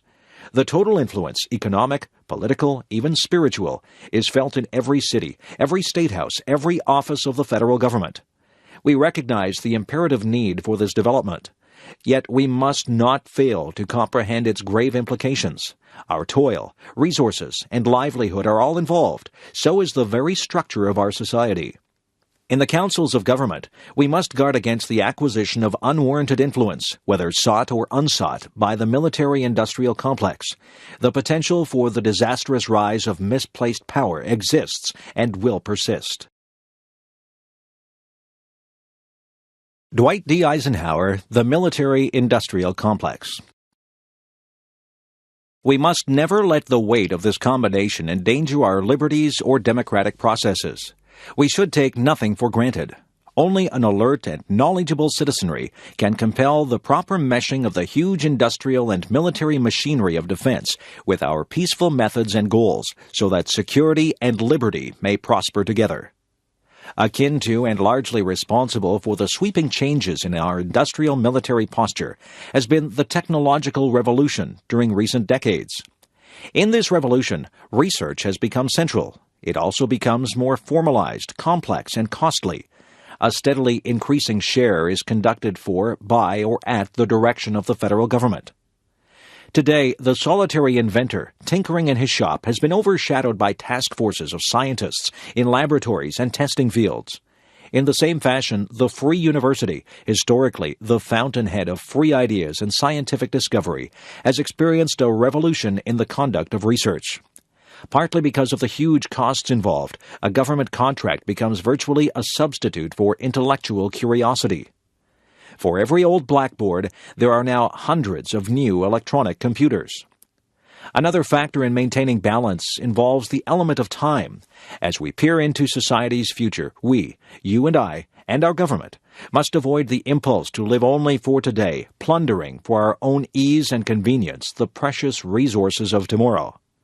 We cannot mortgage the material assets of our grandchildren without risking the loss also of their political and spiritual heritage. We want democracy to survive for all generations to come, not to become the insolvent phantom of tomorrow.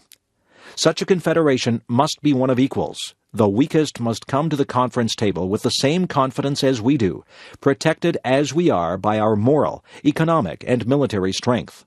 That table, though scarred by many past frustrations, cannot be abandoned for the certain agony of the battlefield.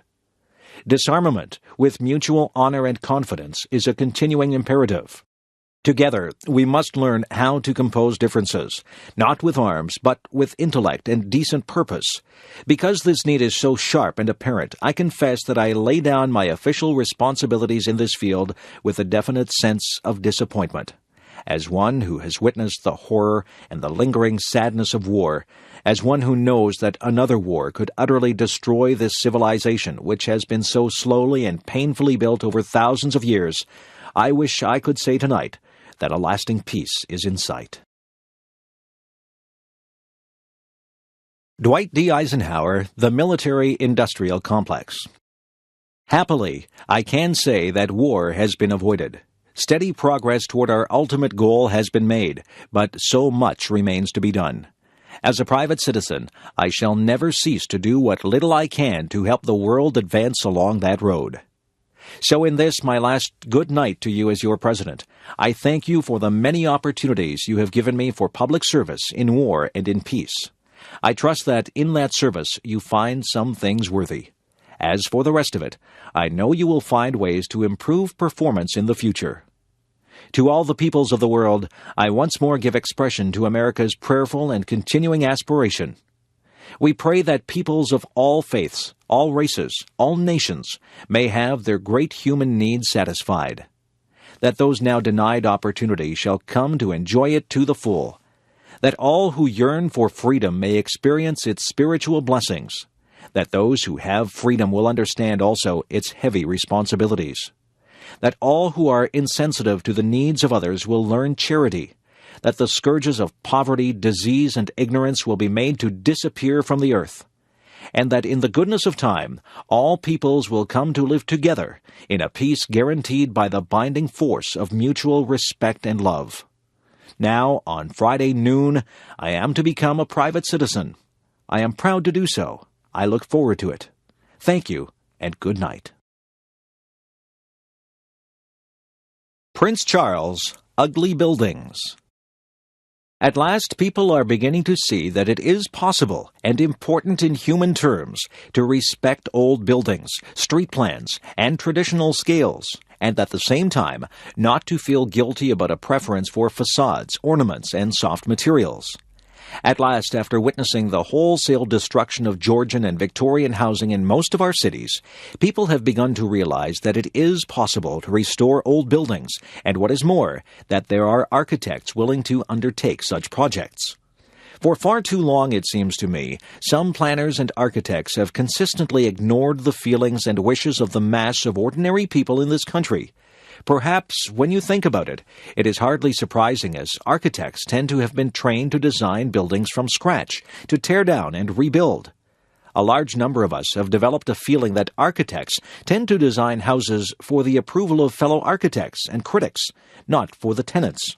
To be concerned about the way people live, about the environment they inhabit, and the kind of community that is created by that environment should surely be one of the prime requirements of a really good architect. It has been most encouraging to see the development of community architecture as a natural reaction to the policy of decanting people to new towns and overspill estates where the extended family patterns of support were destroyed and the community life was lost. Now, moreover, we are seeing the gradual expansion of housing cooperatives, particularly in the inner-city areas of Liverpool, where the tenants are able to work with an architect of their own who listens to their comments and their ideas and tries to design the kind of environment they want, rather than the kind which tends to be imposed upon them without any degree of choice. What I believe is important about community architecture is that it has shown ordinary people that their views are worth having, that architects and planners do not necessarily have the monopoly of knowing best about taste, style, and planning, that they need not be made to feel guilty or ignorant if their natural preference is for the more traditional designs, for a small garden, for courtyards, arches, and porches, and that there is a growing number of architects prepared to listen and to offer imaginative ideas.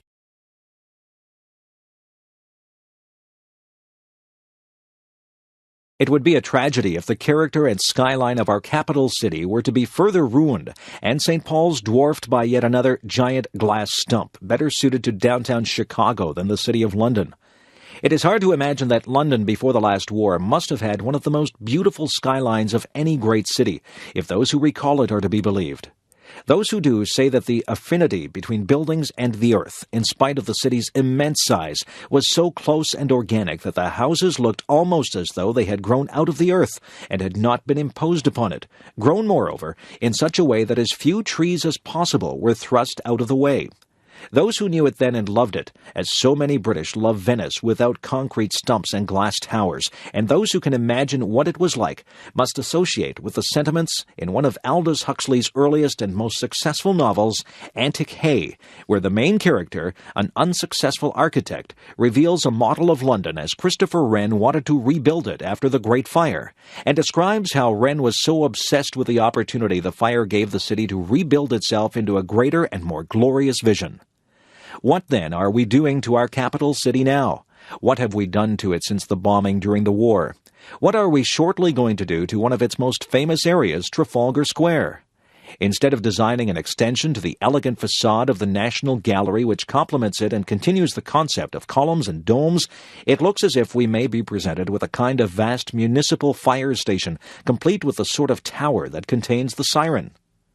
I would understand better this type of high-tech approach if you demolish the whole of Trafalgar Square and started again with a single architect responsible for the entire layout. But what is proposed is like a monstrous carbuncle on the face of a much-loved and elegant friend. Apart from anything else, it defeats me why anyone wishing to display the early Renaissance pictures belonging to the gallery should do so in a new gallery so manifestly at odds with the whole spirit of that age of astonishing proportion. Why can't we have those curves and arches that express feeling and design? What is wrong with them? Why has everything got to be vertical, straight, unbending, only at right angles, and functional? Robert Runcie, after the Falklands War. Our hope as Christians is not fundamentally in man's naked goodwill and rationality. We believe that he can overcome the deadly selfishness of class or sect or race by discovering himself as a child of the universal God of love. When a man realizes that he is a beloved child of the Creator of all, then he is ready to see his neighbors in the world as brothers and sisters. That is one reason why those who dare to interpret God's will must never claim him as an asset for one nation or group rather than another. War springs from the love and loyalty which should be offered to God being applied to some God substitute, one of the most dangerous being nationalism. This is a dangerous world where evil is at work, nourishing the mindless brutality which killed and maimed so many in this city last week. Sometimes with the greatest reluctance, force is necessary to hold back the chaos which injustice and the irrational element in man threaten to make of the world. But having said that, all is not lost, and there is hope.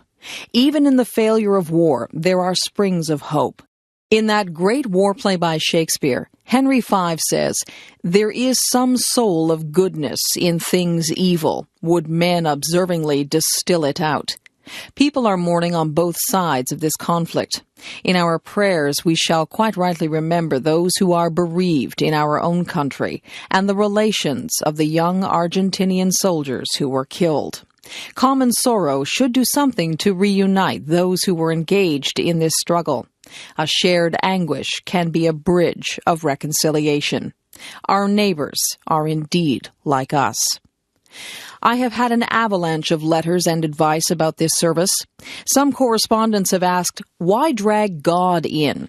As if the intention was to wheel up God to endorse some particular policy or attitude rather than another.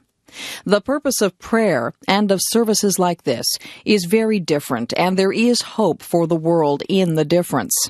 In our prayers, we come into the presence of the living God.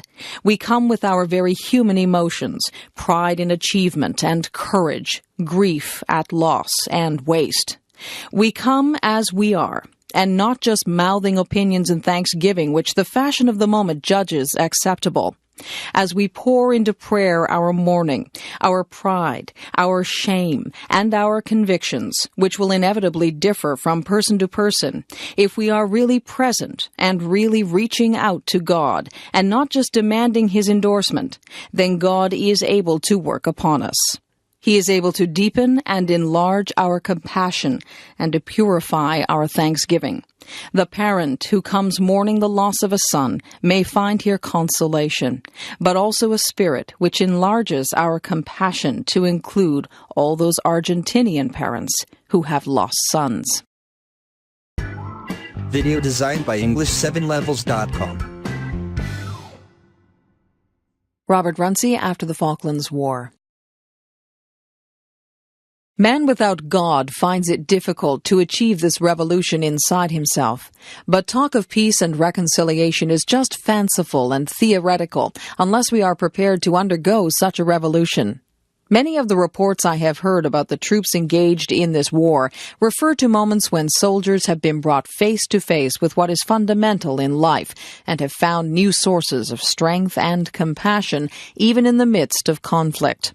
Ironically, it has sometimes been those spectators who remained at home, whether supporters or opponents of the conflict, who continue to be most violent in their attitudes and untouched in their deepest selves. Man without God is less than man. In meeting God, a man is shown his failures and his lack of integrity, but he is also given strength to turn more and more of his life and actions into love and compassion for other men like himself. It is necessary to the continuance of life on this planet that more and more people make this discovery. We have been the choice. Man possesses the power to obliterate himself, sacrificing the whole race on the altar of some God substitute. Or he can choose life in partnership with God, the Father of all. I believe there is evidence that more and more people are waking up to the realization that this crucial decision peers us in the face here and now.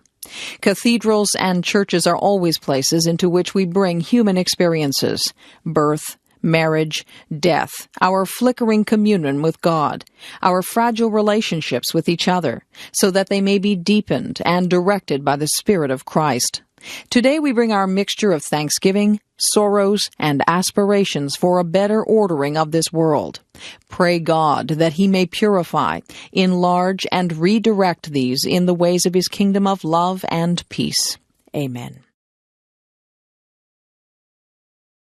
Salman Rushdie, Life Under Threat. A hot air balloon drifts slowly over a bottomless chasm carrying several passengers. A leak develops. The balloon starts losing height. The pit, a dark yawn, comes closer.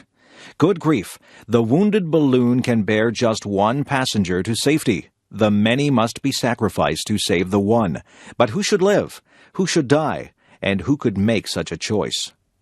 In point of fact, debating societies everywhere regularly make such choices without qualms, for of course what I've described is the given situation of that evergreen favorite, the balloon debate, in which, as the speakers argue over the relative merits and demerits of the well-known figures they have placed in disaster's mouth, the assembled company blithely accepts the faintly unpleasant idea that a human being's right to life is increased or diminished by his or her virtues or vices, that we may be born equal, but thereafter our lives weigh differently in the scales. It's only make-believe after all, and while it may not be very nice, it does reflect how people actually think. I have now spent over 1,000 days in just such a balloon, but alas, this isn't a game. For most of these 1,000 days, my fellow travelers included the Western hostages in Lebanon and the British businessmen imprisoned in Iran and Iraq, Roger Cooper and Ian Richter. And I had to accept, and did accept, that for most of my countrymen and countrywomen, my plight counted for less than the others. In any choice between us, I'd have been the first to be pitched out of the basket and into the abyss. Our lives teach us who we are, I wrote at the end of my essay, In Food Faith. Some of the lessons have been harsh and difficult to learn. Trapped inside a metaphor, I've often felt the need to redescribe it, to change the terms. This isn't so much a balloon, I've wanted to say, as a bubble, within which I'm simultaneously exposed and sealed off. The bubble floats above and through the world, depriving me of reality, reducing me to an abstraction. For many people, I've ceased to be a human being. I've become an issue, a bother, an affair. Bullet-proofed bubbles, like this one, are reality-proof too. Those who travel in them, like those who wear Tolkien's rings of invisibility, become wraith-like if they're not careful. They get lost. In this phantom space, a man may become the bubble that encases him, and then one day, pop, he's gone forever. It's ridiculous, isn't it, to have to say, but I am a human being, unjustly accused, unjustly embubbled. Or is it I who am being ridiculous as I call out from my bubble, I'm still trapped in here, folks. Somebody, please get me out? Salman Rushdie, Life Under Threat. Out there where you are, in the rich and powerful and lucky West, has it really been so long since religions persecuted people, burning them as heretics, drowning them as witches, that you can't recognize religious persecution when you see it? The original metaphor has reasserted itself. I'm back in the balloon, asking for the right to live. What is my single life worth? Despair whispers in my ear. Not a lot, but I refuse to give in to despair. I refuse to give in to despair because I've been shown love as well as hatred. I know that many people do care and are appalled by the crazy upside-down logic of the post-fatwa world in which a single novelist can be accused of having savaged or mugged a whole community, becoming its tormentor instead of its tarred and feathered victim, and the scapegoat for all its discontents. Many people do ask, for example, when a white pop star turned Islamic fanatic speaks approvingly about killing an Indian immigrant, how does the Indian immigrant end up being called the racist? Or again, what minority is smaller and weaker than a minority of one? I refuse to give in to despair, even though for 1,000 days and more I've been put through a degree course in worthlessness, my own personal and specific worthlessness. My first teachers were the mobs marching down distant boulevards, baying for my blood and finding soon enough their echoes on the English streets. I could not understand the force that makes parents hang murderous slogans around their children's necks. I have learned to understand it. It burns books and effigies and thinks itself holy. But at first, as I watched the marchers, I felt them trampling on my heart. Once again, however, I have been saved by instances of fair-mindedness, of goodness. Every time I learn that a reader somewhere has been touched by the satanic verses, moved and entertained and stimulated by it, it arouses deep feelings in me. And there are more and more such readers nowadays, my postbag tells me, readers, including Muslims, who are willing to give my burned, spurned child a fair hearing at long last.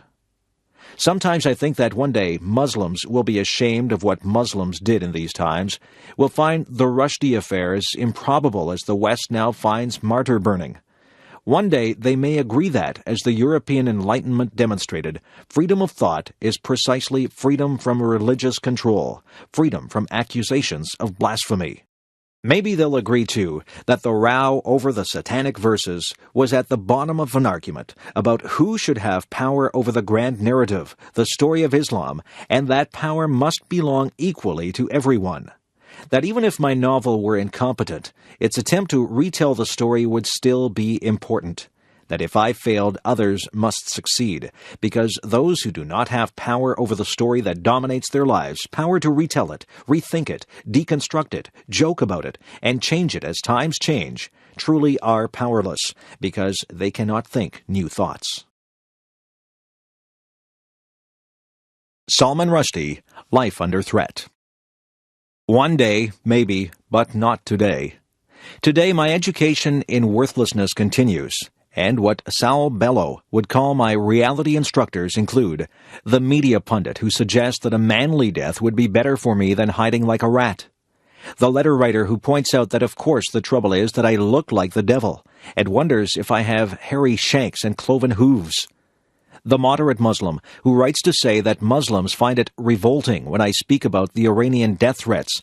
It's not the fatwa that's revolting, you understand, but my mention of it.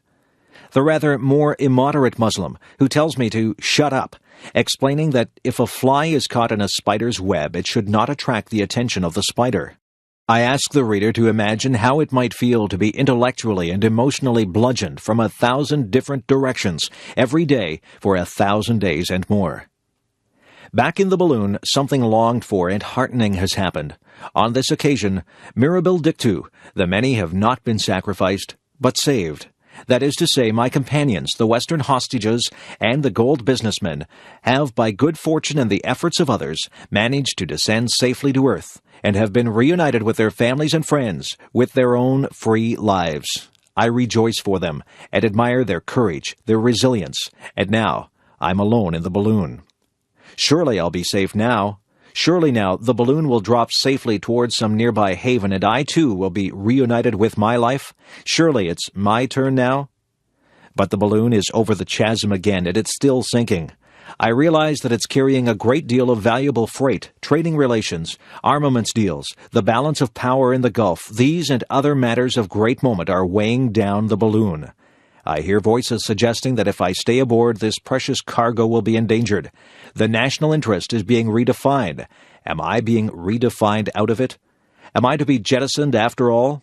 When Britain renewed relations with Iran at the United Nations in 1990, the senior British official in charge of the negotiations assured me in unambiguous language that something very substantial had been achieved on my behalf. The Iranians, laughing merrily, had secretly agreed to forget the fatwa. The diplomat put great stress on this cherry Iranian laughter. They would neither encourage nor allow their citizens, surrogates, or proxies to act against me. Oh, how I wanted to believe that. But in the year and a bit that followed, we saw the fatwa restated in Iran. The bounty money doubled. The book's Italian translator severely wounded. Its Japanese translator stabbed to death. There was news of an attempt to find and kill me by contract killers, working directly for the Iranian government through its European embassies. Another such contract was successfully carried out in Paris, the victim being the harmless and aged ex-Prime Minister of Iran, Shapur Bakhtiar. Salman Rushdie, Life Under Threat. It seems reasonable to deduce that the secret deal made at the United Nations hasn't worked. Dismayingly, however, the talk as I write is all of improving relations with Iran still further, while the Rushdie case is described as a side issue. Is this a balloon I'm in, or the dustbin of history? Let me be clear, there is nothing I can do to break this impasse. The fatwa was politically motivated to begin with. It remains a breach of international law, and it can only be solved at the political level. To effect the release of the Western hostages in Lebanon, great levers were moved, great forces were brought into play. For Mr. Richter, 70 million in frozen Iraqi assets were thawed. What then is a novelist under terrorist attack worth? Despair murmurs once again, not a plugged nickel. But I refuse to give in to despair. You may ask why I'm so sure there's nothing I can do to help myself out of this jam. At the end of 1990, dispirited and demoralized, feeling abandoned even then in consequence of the British government's decision to patch things up with Iran, and with my marriage at an end, I faced my deepest grief, my unquenchable sorrow at having been torn away from, cast out of, the cultures and societies from which I'd always drawn my strength and inspiration, that is, the broad community of British Asians and the broader community of Indian Muslims. I determined to make my peace with Islam, even at the cost of my pride. Those who were surprised and displeased by what I did perhaps failed to see that I was not some deracinated Uncle Tom Wog.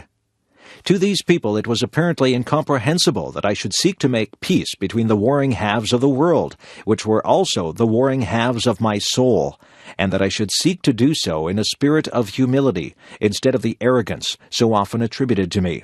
In good faith, I wrote, "Perhaps a way forward might be found through the mutual recognition of our mutual pain, but even moderate Muslims had trouble with this notion.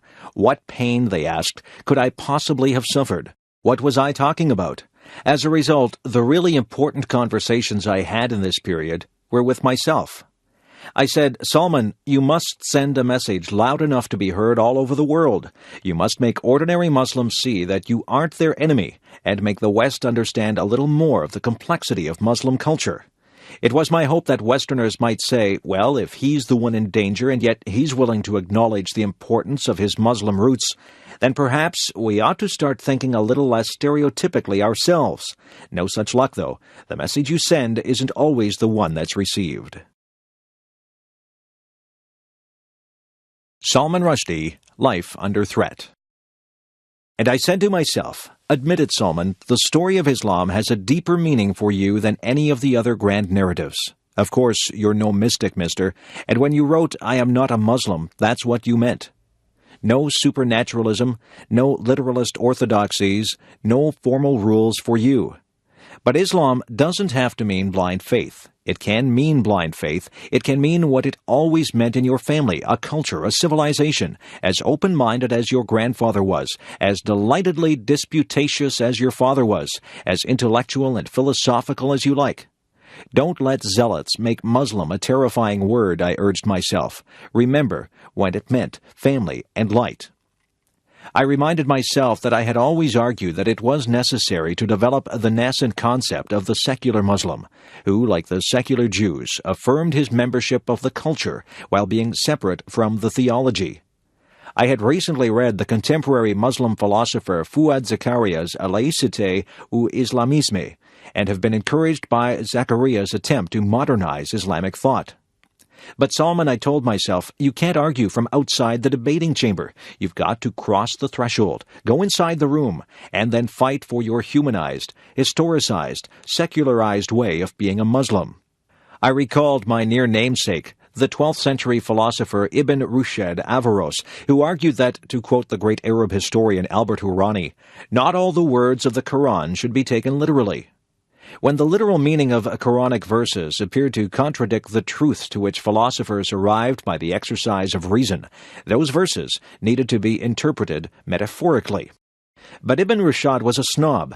Having pronounced an idea far in advance of its time, he qualified it by saying that such sophistication was only suitable for the elite. Literalism would do for the masses. Salman, I asked myself, is it time to pick up Ibn Rushd's banner and carry it forward? To say, nowadays, such ideas are fit for everybody, for the beggar as well as the prince. It was with such things in mind, and with my thoughts in a state of some confusion and torment, that I spoke the Muslim creed before witnesses. But my fantasy of joining the fight for the modernization of Muslim thought, for freedom from the shackles of the thought police, was stillborn. It never really had a chance. Too many people had spent too long demonizing and totemizing me to listen seriously to what I had to say.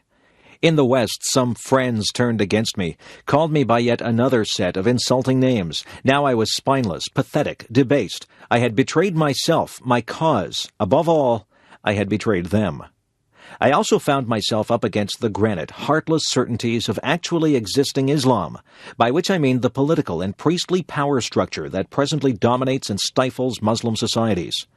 Actually existing Islam has failed to create a free society anywhere on earth, and it wasn't about to let me, of all people, argue in favor of one. Salman Rushdie, Life Under Threat. Suddenly I was, metaphorically, among people whose social attitudes I'd fought for all my life. For example, their attitudes about women. One Islamicist boasted to me that his wife would cut his toenails while he made telephone calls, and suggested I find such a spouse. Or about gays. One of the imams I met in December 1990 was on TV soon afterwards denouncing Muslim gays as sick creatures who brought shame on their families and who ought to seek medical and psychiatric help. Had I truly fallen in among such people? That was not what I meant at all. Facing the intransigence, the Philistine scorn of so much of actually existing Islam, I reluctantly concluded that there was no way for me to help bring into the Muslim culture I dreamed of the progressive, irreverent, skeptical, argumentative, playful, and unafraid culture, which is what I've always understood as freedom. Not me, not in this lifetime, no chance. Actually existing Islam, which has all but deified its prophet, a man who always fought passionately against such deification, which has supplanted a priest-free religion by a priest-ridden one, which makes literalism a weapon and redescriptions a crime, which will never let the likes of me in. Ibn Rushd's ideas were silenced in their time, and throughout the Muslim world today, progressive ideas are in retreat. Actually existing Islam reigns supreme, and just as the recently destroyed actually existing socialism of the Soviet terror state was horrifically unlike the utopia of peace and equality of which democratic socialists have dreamed, so also is actually existing Islam a force to which I have never given in, to which I cannot submit. There is a point beyond which conciliation looks like capitulation. I do not believe I passed the point, but others have thought otherwise. I have never disowned my book, nor regretted writing it. I said I was sorry to have offended people because I had not set out to do so, and so I am. I explained that writers do not agree with every word spoken by every character they create, a truism in the world of books, but a continuing mystery to the Satanic Verses opponents. I have always said that this novel has been traduced. Indeed, the chief benefit of my meeting with the 6 Islamic scholars on Christmas Eve 1990 was that they agreed that the novel had no insulting motives. In Islam, it is a man's intention that counts, I was told. Now we will launch a worldwide campaign on your behalf to explain that there has been a great mistake. All this with much smiling and friendliness and handshaking. It was in this context that I agreed to suspend, not cancel, a paperback edition, to create what I called a space for reconciliation. Salman Rushdie, Life Under Threat. Alas, I overestimated these men. Within days, all but one of them had broken their promises and recommended to vilify me and my work as if we had not shaken hands. I felt most probably I had been a great fool. The suspension of the paperback began at once to look like surrender. In the aftermath of the attacks on my translators, it looks even more craven. It has now been more than 3 years since the Satanic Verses was published. That's a long, long space for reconciliation. Long enough. I accept that I was wrong to have given way on this point. The Satanic Verses must be freely available and easily affordable, if only because if it is not read and studied, then these years will have no meaning. Those who forget the past are condemned to repeat it. Our lives teach us who we are.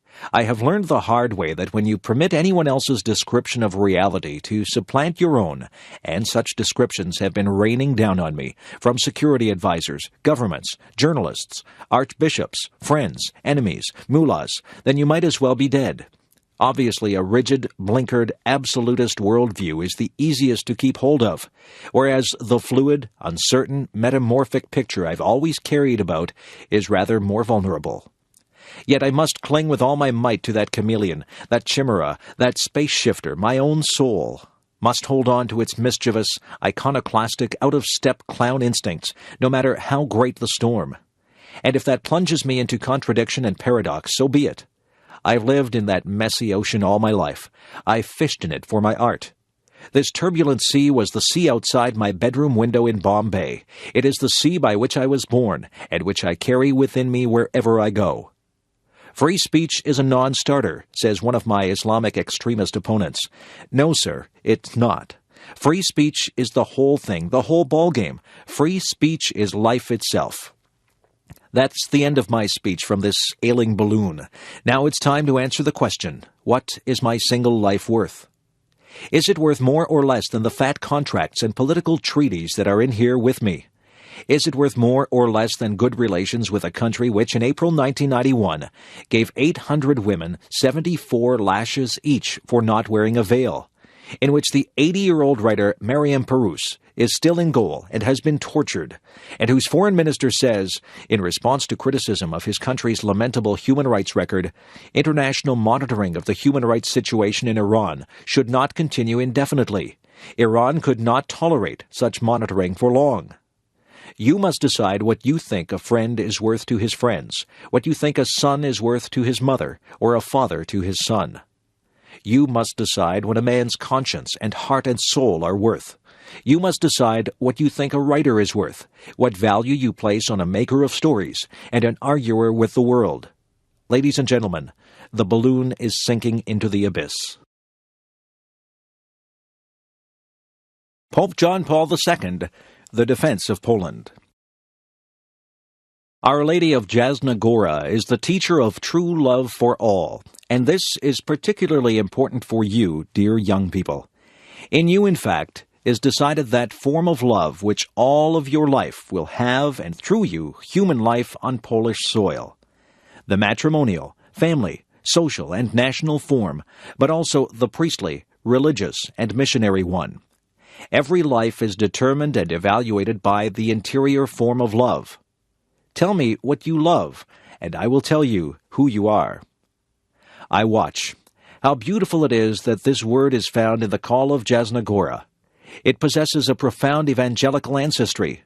Christ says many times, watch, Matthew 26:41. Perhaps also from the Gospel it passed into the tradition of scouring.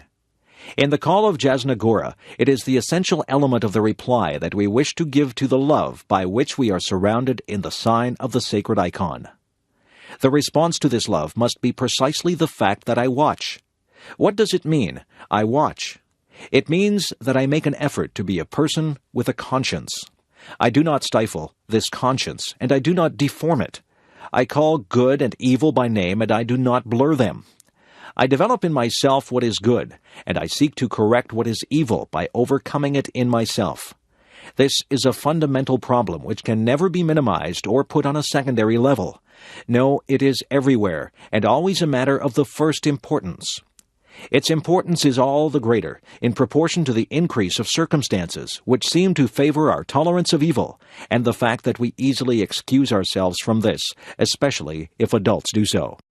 My dear friends, it is up to you to put up a firm barrier against immorality, a barrier, I say, to those social vices which I will not here call by name, but which you yourselves are perfectly aware of. You must demand this of yourselves, even if others do not demand it of you. Historical experiences tell us how much the immorality of certain periods cost the whole nation. Today, when we are fighting for the future form of our social life, remember that this form depends on what people will be like. Therefore, watch. Christ said to the apostles during his prayer in Gethsemane, "Watch and pray that you may not enter into temptation." Matthew 26:41. I watch also means I see another. I do not close in on myself, in a narrow search for my own interests, my own judgments. I watch means love of neighbor. It means fundamental, interhuman solidarity. Before the mother of Jasna Gora, I wish to give thanks for all the proofs of this solidarity which have been given by my compatriots, including Polish youth, in the difficult period of not many months ago. It would be difficult for me to enumerate here all the forms of this solicitude which surrounded those who were interned, imprisoned, dismissed from work, and also their families. You know this better than I. I received only sporadic news about it. Pope John Paul II, the defense of Poland. May this good thing, which appeared in so many places and so many ways, never cease on Polish soil. May there be a constant confirmation of that I watch of the call of Jasna Gora, which is a response to the presence of the Mother of Christ in the great family of the Poles. I watch also means I feel responsible for this great common inheritance whose name is Poland. This name defines us all. This name obliges us all. This name costs us all. Perhaps at times we envy the French, the Germans, or the Americans because their name is not tied to such a historical price and because they are so easily free, while our Polish freedom costs so much. My dear ones, I will not make a comparative analysis. I will only say that it is what costs that constitutes value. It is not in fact possible to be truly free without an honest and profound relationship with values. We do not want a Poland which costs us nothing. We watch, instead, beside all that makes up the authentic inheritance of the generations, seeking to enrich it. A nation, then, is first of all rich in its people, rich in man, rich in youth, rich in every individual who watches in the name of truth. It is truth, in fact, that gives form to love. My dear young friends, before our common mother and the queen of our hearts, I desire finally to say to you that she knows your sufferings, your difficult youth, your sense of injustice and humiliation, the lack of prospects for the future that is so often felt, perhaps the temptations to flee to some other world. Even if I am not among you every day, as was the case for many years in the past, nevertheless I carry in my heart a great solicitude, a great enormous solicitude, a solicitude for you, precisely because on you depends tomorrow. I pray for you every day. It is good that we are here together at the hour of the call of Jasna Gora, in the midst of the trials of the present time, in the midst of the trial through which your generation is passing. This call of the millennium continues to be a program. In it is contained a fundamental way out, because the way out, in whatever dimension, economic, social, political, must happen first in man. Man cannot remain with no way out. Mother of Jasna Gora, you who have been given to us by Providence for the defense of the Polish nation, accept this evening this call of the Polish youth, together with the Polish Pope, and help us to persevere in hope. Amen. Richard Nixon, Farewell Speech. You are here to say goodbye to us, and we don't have a good word for it in English. The best is au revoir. We will see you again. Sure, we have done some things wrong in this administration, and the top man always takes the responsibility, and I have never ducked it. But I want to say one thing. We can be proud of it. 5.5 years. No man or no woman came into this administration and left it with more of this world's goods than when he came in. No man or no woman ever profited at the public expense or the public till. That tells something about you. Mistakes, yes, but for personal gain, never. You did what you believed in. Sometimes right, sometimes wrong. And I only wish that I were a wealthy man at the present time. I have got to find a way to pay my taxes, and if I were, I would like to recompense you for the sacrifices that all of you have made to serve in government. But you are getting something in government, and I want you to tell this to your children, and I hope the nation's children will hear it too. Something in government service that is far more important than money. It is a cause bigger than yourself. It is the cause of making this the greatest nation in the world, the leader of the world, because without our leadership, the world will know nothing but war, possibly starvation, or worse in the years ahead. With our leadership, it will know peace. It will know plenty. We think sometimes when things happen that don't go the right way, we think that when you don't pass the bar exam the first time, I happened to, but I was just lucky. I mean, my writing was so poor, the bar examiner said, "We have just got to let the guy through." We think that when someone dear to us dies, we think that when we lose an election, we think that when we suffer a defeat, that all is ended. Not true. It is only a beginning, always. The young must know it. The old must know it. It must always sustain us, because the greatness comes not when things go always good for you, but the greatness comes, and you are really tested, when you take some knocks, some disappointments, when sadness comes, because only if you have been in the deepest valley can you ever know how magnificent it is to be on the highest mountain. Tony Benn, The Importance of Democracy. Some people genuinely believe that we shall never get social justice from the British government, but we shall get it from Jacques Delors. They believe that a good king is better than a bad parliament. I have never taken that view. Others believe that the change is inevitable and that the common currency will protect us from inflation and will provide a wage policy. They believe that it will control speculation and that Britain cannot survive alone. None of those arguments persuade me because the argument has never been about sovereignty. I do not know what a sovereign is, apart from the one that used to be in gold and the Pope who is sovereign in the Vatican. We are talking about democracy.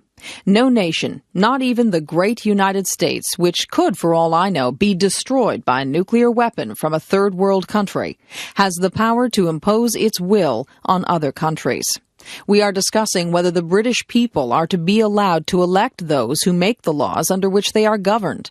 The argument is nothing to do with whether we should get more maternity leave from Madame Papandreou than from Madame Thatcher. That is not the issue.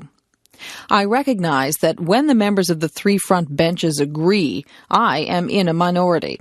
My next job, therefore, is to explain to the people of Chesterfield what we have decided. I will say first, my dear constituents, in future you will be governed by people whom you do not elect and cannot remove. I am sorry about it. They may give you better creches and shorter working hours, but you cannot remove them. I know that it sounds negative, but I have always thought it is positive to say that the important thing about democracy is that we can remove without bloodshed the people who govern us. We can get rid of a Callaghan, a Wilson, or even a Right Honourable Lady by internal processes. We can get rid of a Right Honourable Member for Huntington, Mr. Major. But that cannot be done in the structure that it is proposed. Even if one likes the policies of the people in Europe, one cannot get rid of them. Secondly, we say to my favourite friends, the Chartists and suffragettes, all your struggles to get control of the ballot box were a waste of time. We shall be run in future by a few white persons, as in 1832. The instrument, I might add, is the royal prerogative of treaty-making. For the first time since 1649, the Crown makes the laws, advised, I admit, by the Prime Minister. We must ask what will happen when people realize what we have done. We have had a marvelous debate about Europe, but none of us has discussed our relationship with the people who sent us here. Honourable members have expressed views on Albania and the Baltic states. I have been dazzled by the knowledge of the continent of which we are all part. No one has spoken about how he or she got here and what we were sent here to do. Tony Benn, The Importance of Democracy. If people lose the power to sack their government, one of several things happens. First, people may just slope off. Apathy could destroy democracy. When the turnout drops below 50%, we are in danger. The second thing that people can do is to riot. Riot is an old-fashioned method for drawing the attention of the government to what is wrong. It is difficult for an elected person to admit it, but the riot at Strangeways produced some prison reforms. Riot has historically played a much larger part in British politics than we are ever allowed to know. Thirdly, nationalism can arise. Instead of blaming the Treaty of Rome, people say it is those Germans or it is the French. Nationalism is built out of frustration that people feel when they cannot get their way through the ballot box. With nationalism comes repression. I hope that it is not pessimistic. In my view, it is not, to say that democracy hangs by a thread in every country of the world. Unless we can offer people a peaceful route to the resolution of injustices through the ballot box, they will not listen to a House that has blocked off that route. There are many alternatives open to us. One honourable member said that he was young and had not fought in the war. He looked at a new Europe. But there have been 5 Europes this century. There was one run by the King, the Kaiser, and the Tsar. They were all cousins, so that was very comfortable. They were all Queen Victoria's grandsons. And there was no nonsense about human rights when Queen Victoria's grandsons repressed people. Then there was the Russian Revolution. Then there was the interwar period. Then there was the Anglo-Soviet alliance. Then there was the Cold War. Now we have a Boris Yeltsin who has joined the Monday Club. There have been so many Europes. This is not the only Europe on offer. I understand that my honourable friend, the member for Sunderland South, Mr. Muleary, is a Democratic Federalist, as is my honourable friend, the member for Derbyshire North East, Mr. Barnes. They want an American-type constitution for Europe. It could be that our laws would hang on which way the Albanian members voted. I could not complain about that because that is democracy. However, it is unworkable. It is like trying to get an elephant to dance through a minefield. But it would be democratic. Tony Benn, The Importance of Democracy. Another way would be to have a looser, wider Europe. I have an idea for a Commonwealth of Europe. I am introducing a bill on the subject.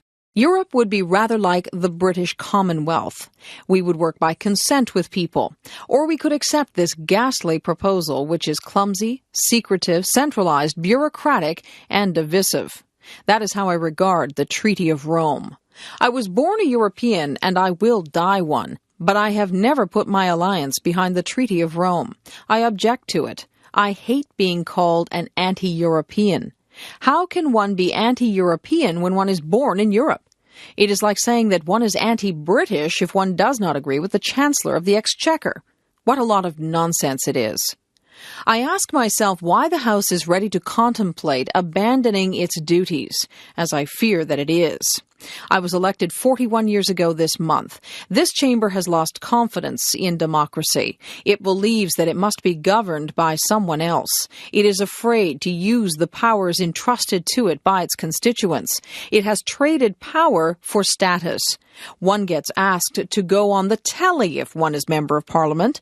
The chamber does not want to use its power. It has accepted the role of a spectator and joined what Bagho called the dignified part of the Constitution, leaving the crown under the control of the Prime Minister to be the executive part. If democracy is destroyed in Britain, it will not be the communists, Trotskyists, or subversives, but this House which threw it away. The rights that are entrusted to us are not for us to give away. Even if I agree with everything that is proposed, I cannot hand away powers lent to me for 5 years by the people of Chesterfield. I just could not do it. It would be theft of public rights. Therefore, there is only one answer. If people are determined to submit themselves to Jacques Delors, Madame Papandreou, and the Council of Ministers, we must tell the people what is planned. If people vote for that, they will have all capitulated. Julius Caesar said, "We are just merging our sovereignty." So did William the Conqueror. It is not possible to support the government's motion. I have told the Chief Whip that I cannot support the Labour motion. I invite the House to vote against the government's motion and not to support a motion which purports to take us faster into a community which cannot reflect the aspirations of those who put us here. That is not a nationalist argument, nor is it about sovereignty. It is a democratic argument, and it should be decisive in a democratic chamber. Sir Geoffrey Howe, resignation speech. As long ago as 1962, it was Lord Stockton, formerly Harold Macmillan, who first put the central point clearly. He argued that we had to place and keep ourselves within the community. He saw it as essential, then, as it is today, not to cut ourselves off from the realities of power, not to retreat into a ghetto of sentimentality about our past, and so diminish our control over our own destiny in the future. The pity is that the Macmillan view had not been perceived more clearly a decade before in the 50s. It would have spared so many of the struggles of the past 20 years had we been in the community from the outset, had we been ready, in the much too simple phrase, to surrender some sovereignty at a much earlier stage. Had we been in from the start, we should have had more, not less, influence over the Europe in which we live today. We should never forget the lesson of that isolation, of being on the outside looking in for the conduct of today's affairs. We have done best when we have seen the community not as a static entity to be resisted and contained, but as an active process which we can shape often decisively, provided we allow ourselves to be fully engaged in it, with confidence and enthusiasm, and in good faith. We must at all costs avoid presenting ourselves yet again with an oversimplified choice, a false antithesis, a bogus dilemma between one alternative starkly labeled cooperation between independent sovereign states and a second, equally crudely labeled alternative, a centralized federal superstate, as if there were no middle way in between. We commit a serious error if we think always in terms of surrendering sovereignty and seek to stand pat for all time on a given deal by proclaiming, as the Prime Minister did 2 weeks ago, that we have surrendered enough. The European enterprise is not and should not be seen like that, as some kind of zero-sum gain. Sir Winston Churchill put it much more positively 40 years ago when he said, "Is it not possible, and not less agreeable, to regard this sacrifice or merger of national sovereignty as the gradual assumption by all the nations concerned of that larger sovereignty which can alone protect their diverse and distinctive customs and characteristics and their national traditions?" I find Winston Churchill's perception a good deal more convincing and encouraging for the interests of our nation than the nightmare image sometimes conjured up by the Prime Minister, who sometimes seems to look out on a continent that is positively teeming with ill-intentioned people, scheming, in her words, to extinguish democracy, to dissolve our national identity, to lead us through the back door into a federal Europe. Sir Geoffrey Howe, Resignation Speech. What kind of vision is that for our business people who trade there each day, for our financiers who seek to make London the money capital of Europe, or for all the young people of today? These concerns are especially important as we approach the crucially important topic of EMU. We must be positively and centrally involved in this debate and not fearfully and negatively detached. The cost of disengagement here could be very serious indeed. The tragedy is, and it is for me personally, for my party, for our whole people, for the Prime Minister herself, a very real tragedy, that the Prime Minister's perceived attitude towards Europe is running increasingly serious risks for the future of our nation. It risks minimizing our influence and maximizing our chances of being once again shut out. We have paid heavily in the past for late stars and squandered opportunities in Europe. We dare not let that happen again. If we detach ourselves completely as a party or as a nation from the middle ground of Europe, the effects will be incalculable and very hard ever to correct. In my letter of resignation, which I tendered with the utmost sadness and dismay, I said that cabinet government is about trying to persuade one another from within. That was my commitment to government by persuasion, persuading colleagues and nation. I have tried to do that as Foreign Secretary and since, but realize now that the task has become futile, of trying to stretch the meaning of words beyond what was credible, of trying to pretend there was a common policy when every step forward risked being subverted by some casual comment or impulsive answer. The conflict of loyalty is loyalty to the Prime Minister, and after more than 2 decades together, that instinct of loyalty is still very real, and the loyalty to what I perceive to be the true interests of this nation. That conflict of loyalty has become all too great. I no longer believe it is possible to resolve that conflict from within this government. That is why I have resigned. In doing so, I have done what I believe to be right for my party and my country. The time has come for others to consider their response to the tragic conflict of loyalty with which I have wrestled myself for perhaps too long.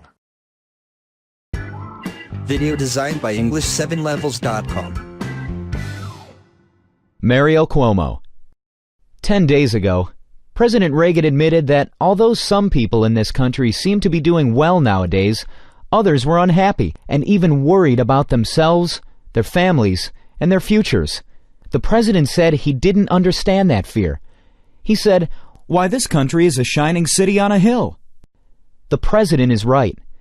In many ways, we are a shining city on a hill.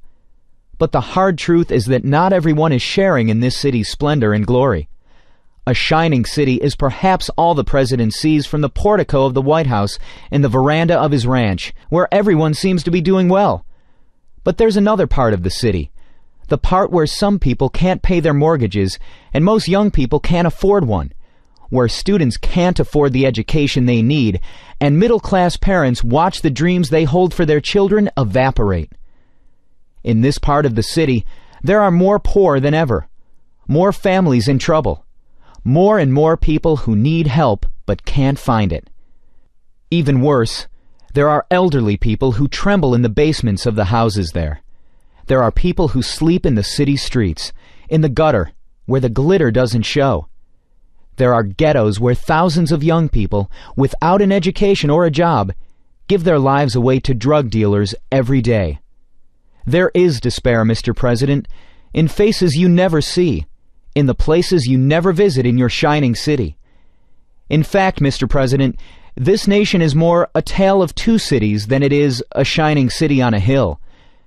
Maybe if you visited more places, Mr. President, you'd understand.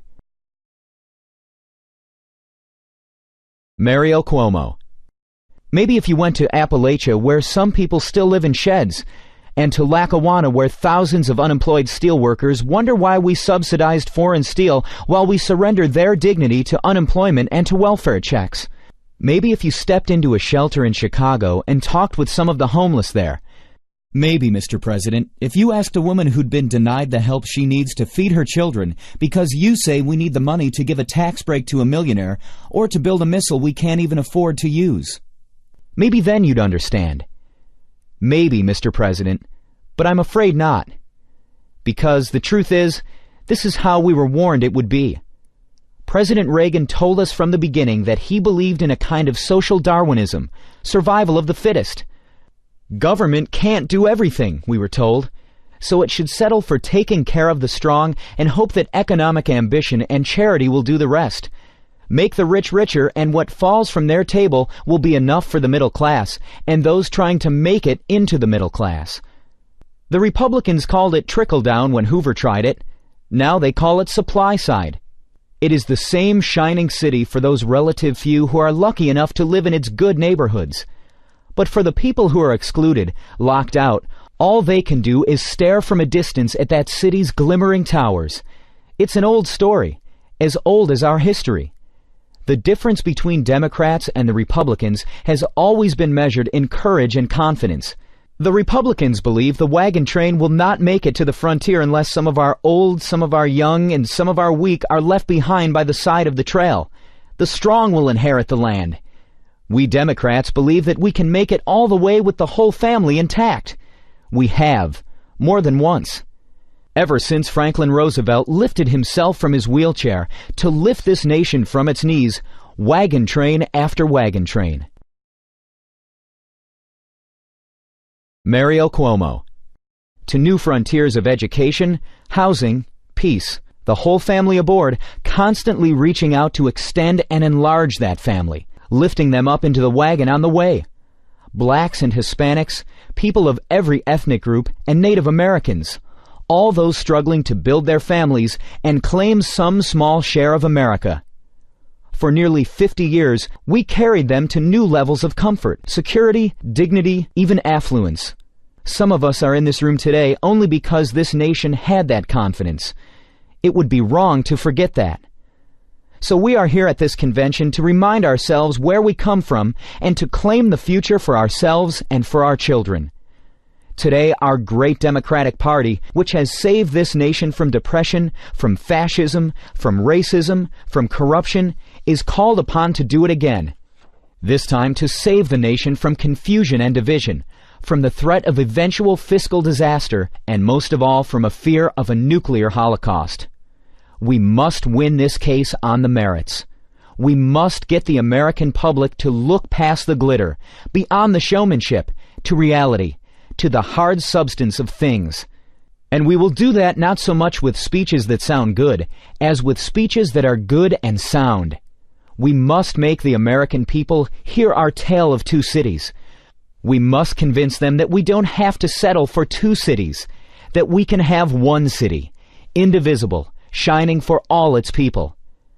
To succeed, we will have to surrender small parts of our individual interests, to build a platform we can all stand on, at once, comfortably, proudly singing out the truth for the nation to hear, in chorus, its logic so clear and commanding that no slick commercial, no amount of geniality, no martial music will be able to muffle it. We Democrats must unite so that the entire nation can. Surely the Republicans won't bring the convention together. Their policies divide the nation into the lucky and the left out, the royalty and the rabble. The Republicans are willing to treat that division as victory. They would cut this nation in half, into those temporarily better off and those worse off than before, and call it recovery.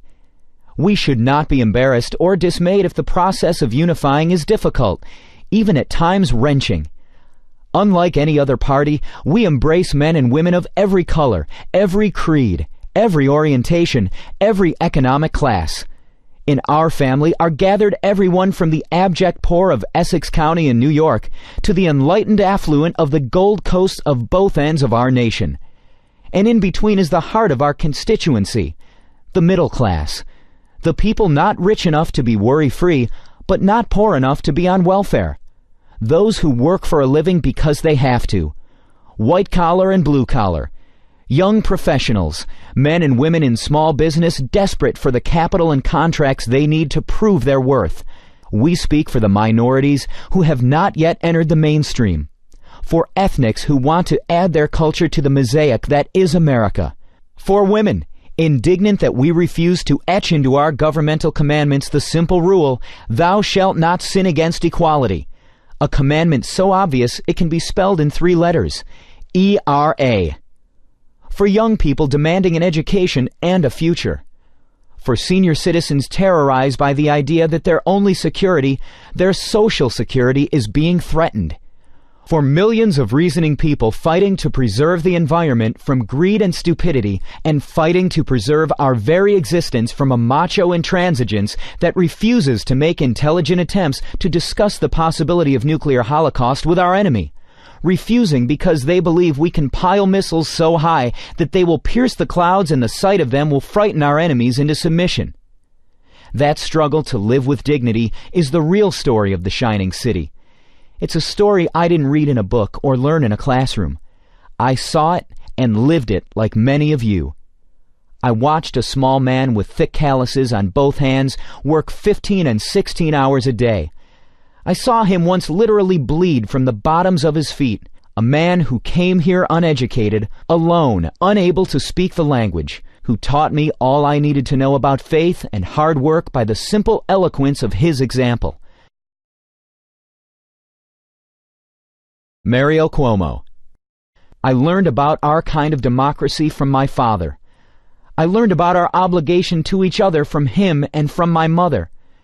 They asked only for a chance to work and to make the world better for their children and to be protected in those moments when they would not be able to protect themselves. This nation and its government did that for them. And that they were able to build a family and live in dignity and see one of their children go from beyond their little grocery store on the other side of the tracks in South Jamaica where he was born to occupy the highest seat in the greatest state of the greatest nation in the world we know is an ineffably beautiful tribute to the democratic process. We Democrats still have a dream. We still believe in this nation's future. And this is our answer, our credo. We believe in only the government we need, but we insist on all the government we need.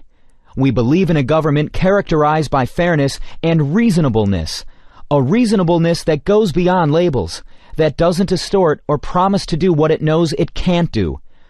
A government strong enough to use the words love and compassion, and smart enough to convert our noblest aspirations into practical realities.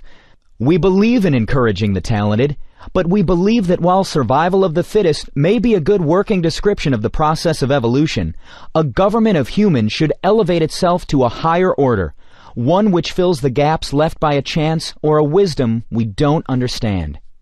We would rather have laws written by the patron of this great city, the man called the world's most sincere Democrat, St. Francis of Assisi, than laws written by Darwin. We believe, as Democrats, that a society as blessed as ours, the most affluent democracy in the world's history that can spend trillions on instruments of destruction, ought to be able to help the middle class in its struggle, ought to be able to find work for all who can do it, room at the table, shelter for the homeless, care for the elderly and infirm, hope for the destitute. We proclaim as loudly as we can the utter insanity of nuclear proliferation and the need for a nuclear freeze, if only to affirm the simple truth that peace is better than war because life is better than death. Mario Cuomo. We believe in firm but fair law and order, in the union movement, in privacy for people, openness by government, civil rights and human rights. We believe in a single fundamental idea that describes better than most textbooks and any speech what a proper government should be. The idea of family, mutuality, the sharing of benefits and burdens for the good of all, feeling one another's pain, sharing one another's blessings, reasonably, honestly, fairly, without respect to race or sex or geography or political affiliation. We believe we must be the family of America, recognizing that at the heart of the matter we are bound one to another, that the problems of a retired school teacher in Duluth are our problems, that the future of the child in Buffalo is our future. The struggle of a disabled man in Boston to survive, to live decently, is our struggle. The hunger of a woman in Little Rock, our hunger. The failure anywhere to provide what reasonably we might to avoid pain is our failure. For 50 years, we Democrats created a better future for our children, using traditional democratic principles as a fixed beacon, giving us direction and purpose, but constantly innovating, adapting to new realities. Roosevelt's alphabet programs, Truman's NATO and the GI Bill of Rights, Kennedy's intelligent tax incentives and the Alliance for Progress, Johnson's civil rights, Carter's human rights, and the nearly miraculous Camp David peace accord. We will have America's first woman vice president, the child of immigrants, a New Yorker, opening with one magnificent stroke a whole new frontier for the United States. It will happen if we make it happen. I ask you, ladies and gentlemen, brothers and sisters, for the good of all of us, for the love of this great nation, for the family of America, for the love of God, please make this nation remember how futures are built.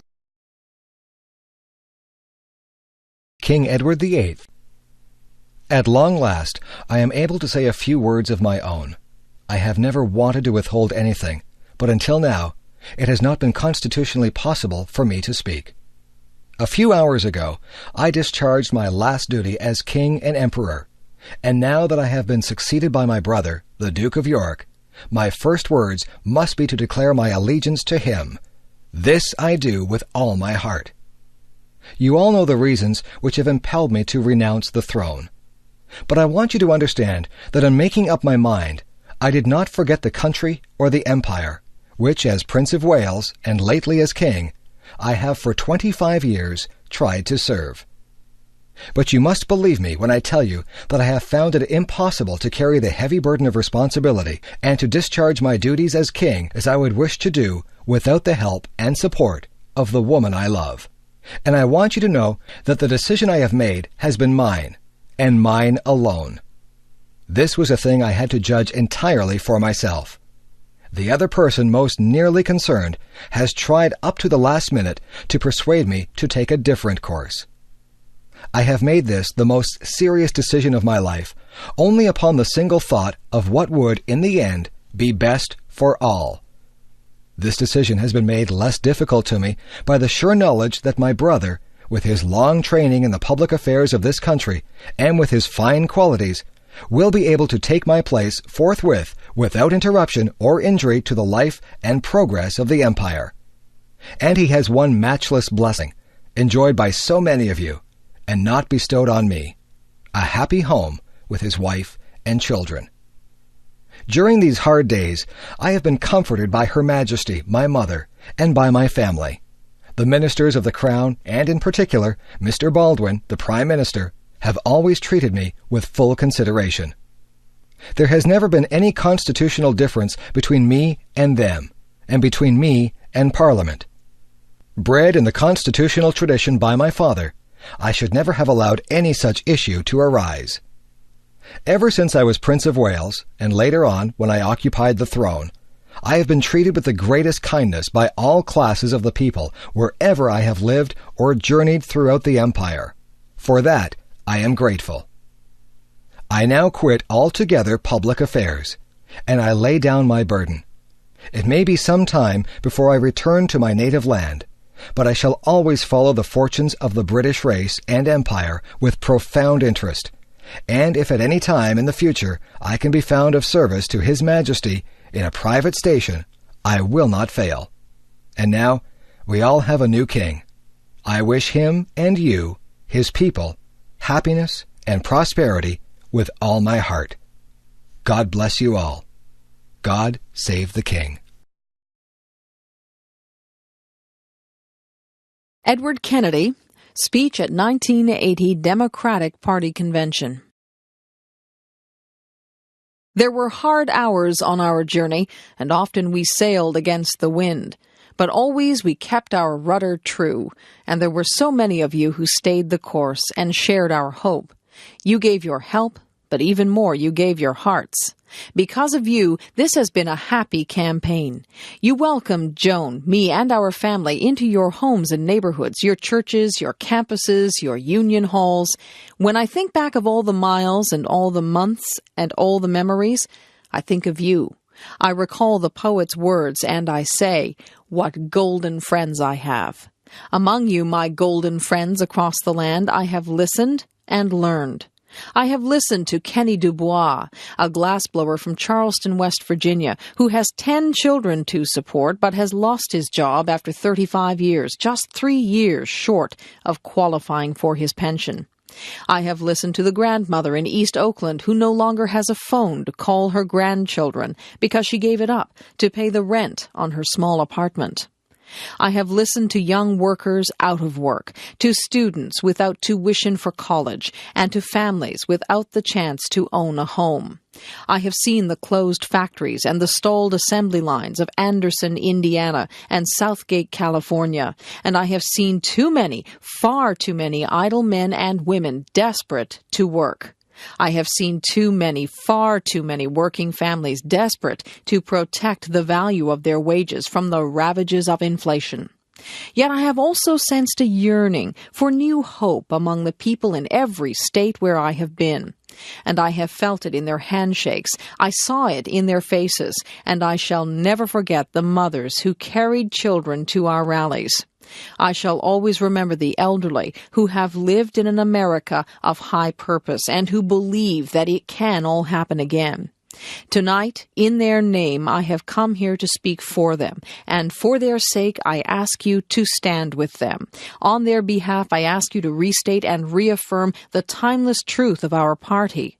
I congratulate President Carter on his victory here. I am confident that the Democratic Party will reunite on the basis of democratic principles, and that together we will march towards a Democratic victory in 1980. And someday, long after this convention, long after the signs come down, and the crowds stop cheering, and the bands stop playing, may it be said of our campaign that we kept the faith. May it be said of our party in 1980 that we found our faith again. And may it be said of us, both in dark passages and in bright days, in the words of Tennyson that my brothers quoted and loved, and that have special meaning for me now. I am a part of all that I have met. Though much is taken, much abides. That which we are, we are. One equal temper of heroic hearts, strong in will, to strive, to seek, to find, and not to yield. For me, a few hours ago, this campaign came to an end. For all those whose cares have been our concern, the work goes on, the cause endures, the hope still lives, and the dream shall never die. Abraham Lincoln, Second Inaugural Address. Fellow countrymen, at this second appearing to take the oath of the presidential office, there is less occasion for an extended address than there was at the first. Then a statement, somewhat in detail, of a course to be pursued seemed fitting and proper. Now at the expiration of 4 years, during which public declarations have been constantly called forth on every point and phase of the great contest which still absorbs the attention and engrosses the energies of the nation, little that is new could be presented. The progress of our arms, upon which all else chiefly depends, is as well known to the public as to myself, and it is, I trust, reasonably satisfactory and encouraging to all. With high hope for the future, no prediction in regard to it is ventured. On the occasion corresponding to this 4 years ago, all thoughts were anxiously directed to an impending civil war. All dreaded it. All sought to avert it. While the inaugural address was being delivered from this place, devoted altogether to saving the Union without war, insurgent agents were in the city seeking to destroy it without war, seeking to dissolve the Union and divide effects by negotiation. Both parties deprecated war, but one of them would make war rather than let the nation survive, and the other would accept war rather than let it perish. And the war came. 1/8 of the whole population were colored slaves, not distributed generally over the Union, but localized in the southern part of it. These slaves constituted a peculiar and powerful interest. All knew that this interest was somehow the cause of the war. To strengthen, perpetuate, and extend this interest was the object for which the insurgents would rend the Union even by war, while the government claimed no right to do more than to restrict the territorial enlargement of it. Neither party expected for the war the magnitude or the duration which it has already attained. Neither anticipated that the cause of the conflict might cease with, or even before the conflict itself should cease. Each looked for an easier triumph, and a result less fundamental and astounding. Both read the same Bible and pray to the same God, and each invokes his aid against the other. It may seem strange that any men would dare to ask a just God's assistance in wringing their bread from the sweat of other men's faces. But let us judge not, that we be not judged. The prayers of both could not be answered. That of neither has been answered fully. The Almighty has his own purposes. Woe unto the world because of offenses, for it must needs be that offenses come. But woe to that man by whom the offense cometh.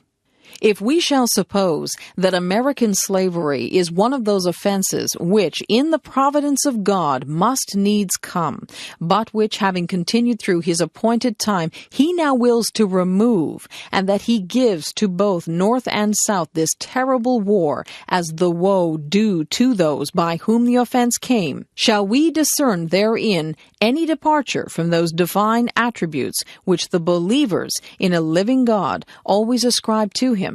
Fondly do we hope, fervently do we pray, that this mighty scourge of war may speedily pass away. Yet if God wills that it continue until all the wealth piled by the bondsman's 250 years of unrequited toil shall be sunk, and until every drop of blood drawn with the lash shall be paid by another drawn with the sword, as was said 3,000 years ago, so still it must be said, the judgments of the Lord are true and righteous altogether. With malice toward none, with charity for all, with firmness in the right as God gives us to see the right, let us strive on to finish the work we are in, to bind up the nation's wounds, to care for him who shall have borne the battle, and for his widow and his orphan, to do all which may achieve and cherish a just and lasting peace among ourselves and with all nations.